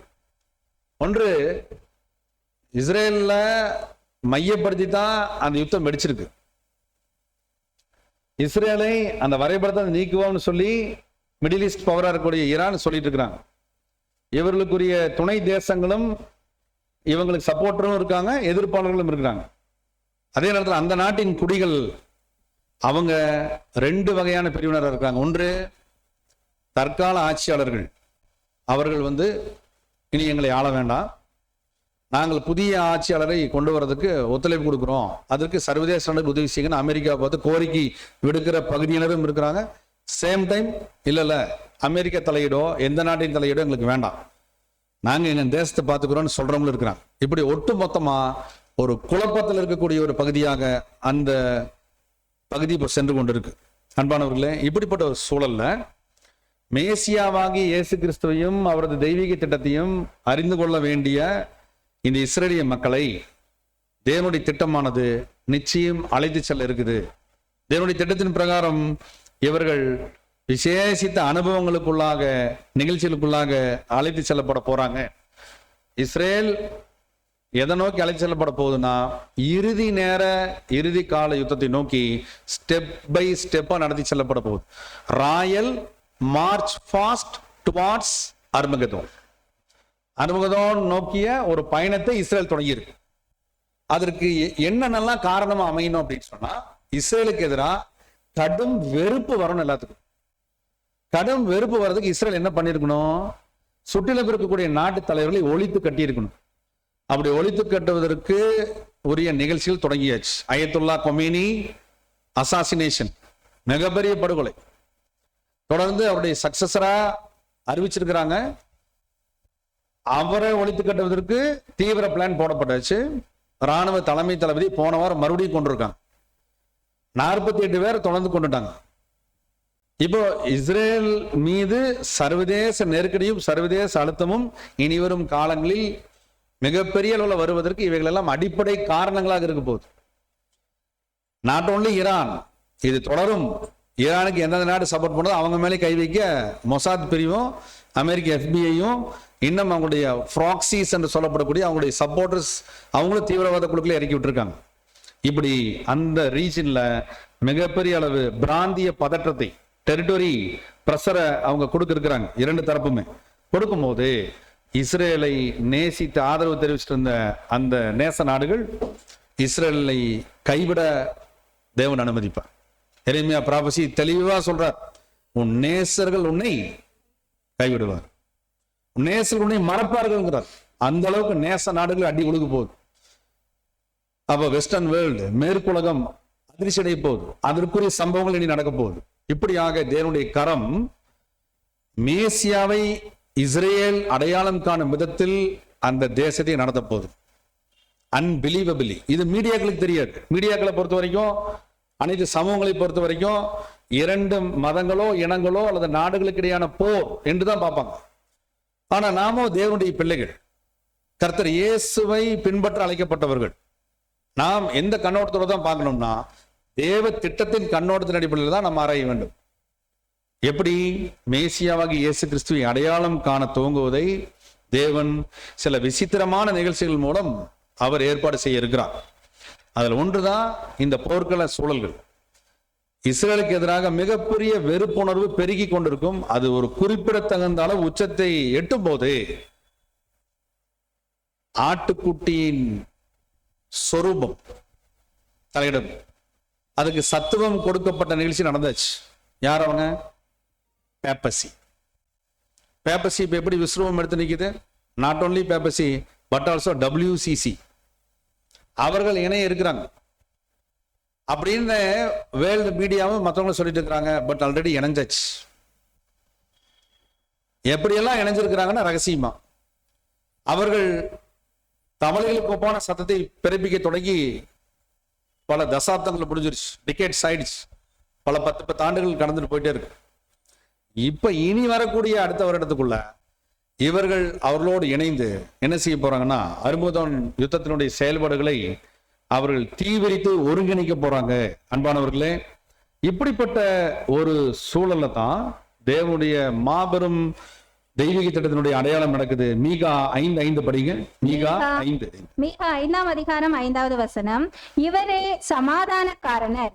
அசிரியன் நம்முடைய தேசத்தில் வரும்போதும் நம்முடைய அரண்மனைகளை மிதிக்கும் போதும் 7 மெய்ப்பரையும் மனுஷரில் 8 அதிபதிகளையும் அவனுக்கு விரோதமாக நிறுத்துவேன்.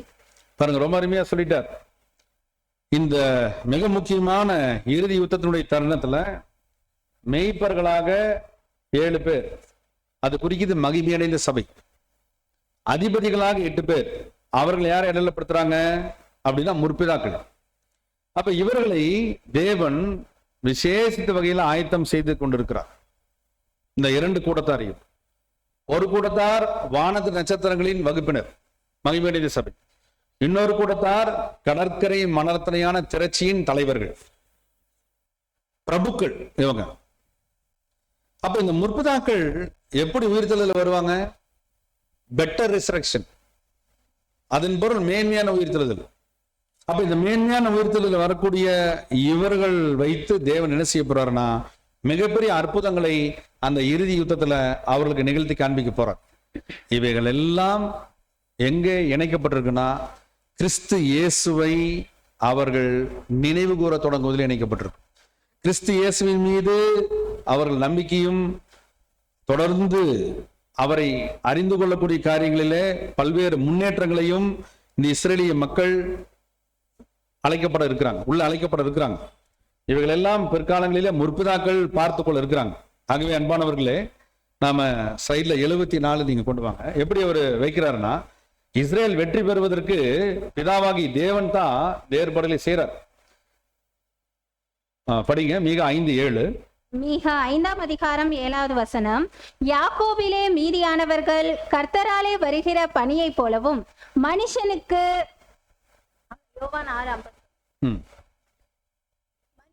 காத்திராமலும் மனுபுத்திரருக்கு தாமதியாமலும் பூண்டுகள் மேல் வருகிற மலைகளை போலவும் அநேக ஜனங்களின் நடுவிலே இருப்பார்கள்.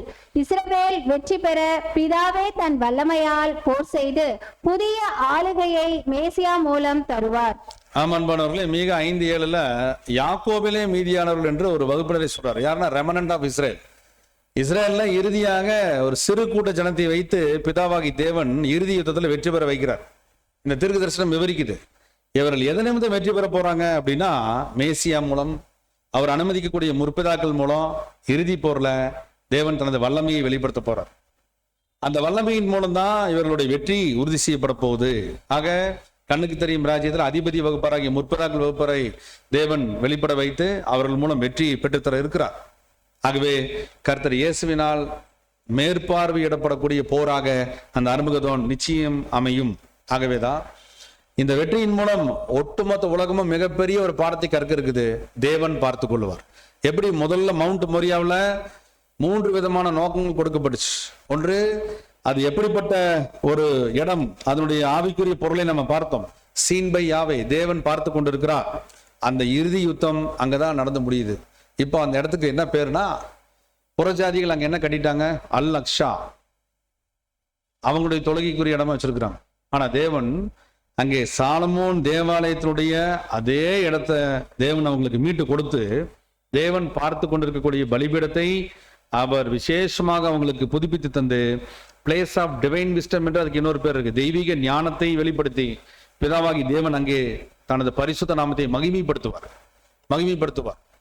ஆக இப்பேற்பட்ட ஒரு பெரிய வெற்றியை டெமான்ஸ்ட்ரேட் ஹோல் வேர்ல்டுக்கும் தேவன் டெமான்ஸ்ட்ரேட் பண்ணி காமிக்க போறார். இவ்வளவு பெரிய வெற்றியை மீதியான இஸ்ரேலிய ஜனங்கள் மூலம் தான் கொடுக்க போறார். அதனாலதான் நம்ம மீகா 5:7 பார்த்தோம். அவங்க மீதியான ஜனம்னா புறக்கணிக்கப்படத்தக்க அளவுக்கு எண்ணிக்கையில் குறைவான ஜனங்கள்.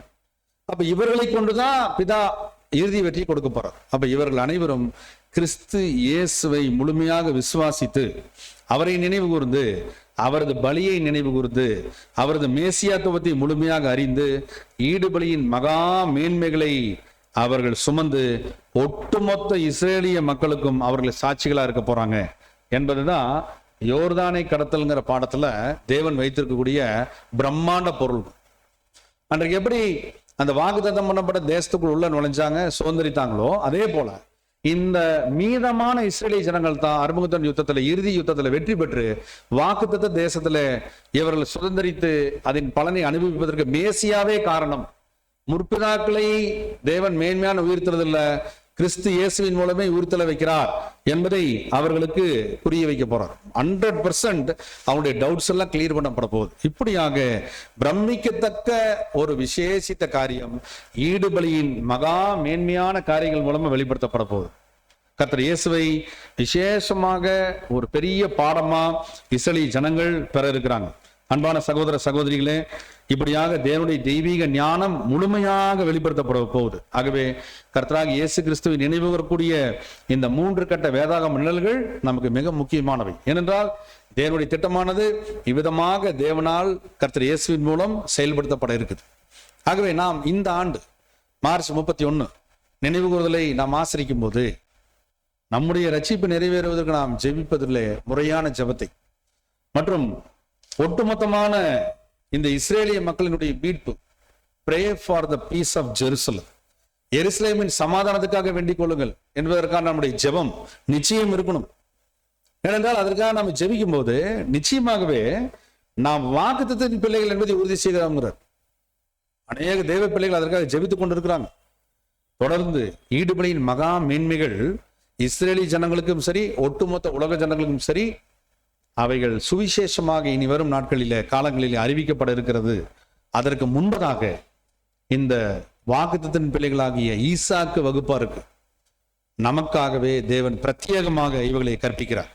அன்பானவர்களே, ஆகவே ஈசாக்கு கொடுத்திட்ட அந்த விசேஷித்த கீழ்ப்படிதல் நமக்கு நிச்சயம் தேவையாக இருக்கிறது.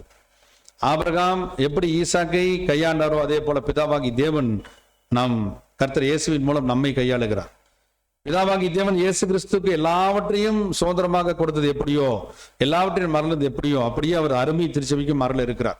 ஆகவே நாம் ஒவ்வொருவரும் கர்த்தர் இயேசுவை நினைவு கூறுவதன் மூலம் பெற இருக்கின்ற பிரம்மாண்ட ஆசீர்வாதங்களுக்காக நன்றியுள்ள இருதயத்தோடு நாம் நன்றி சொல்லுவோம். பெற்றுக்கொண்ட சத்தியங்களின்படி ஜீவிக்க தேவன் தாமே கிருபை செய்வாராக. ஆமென்.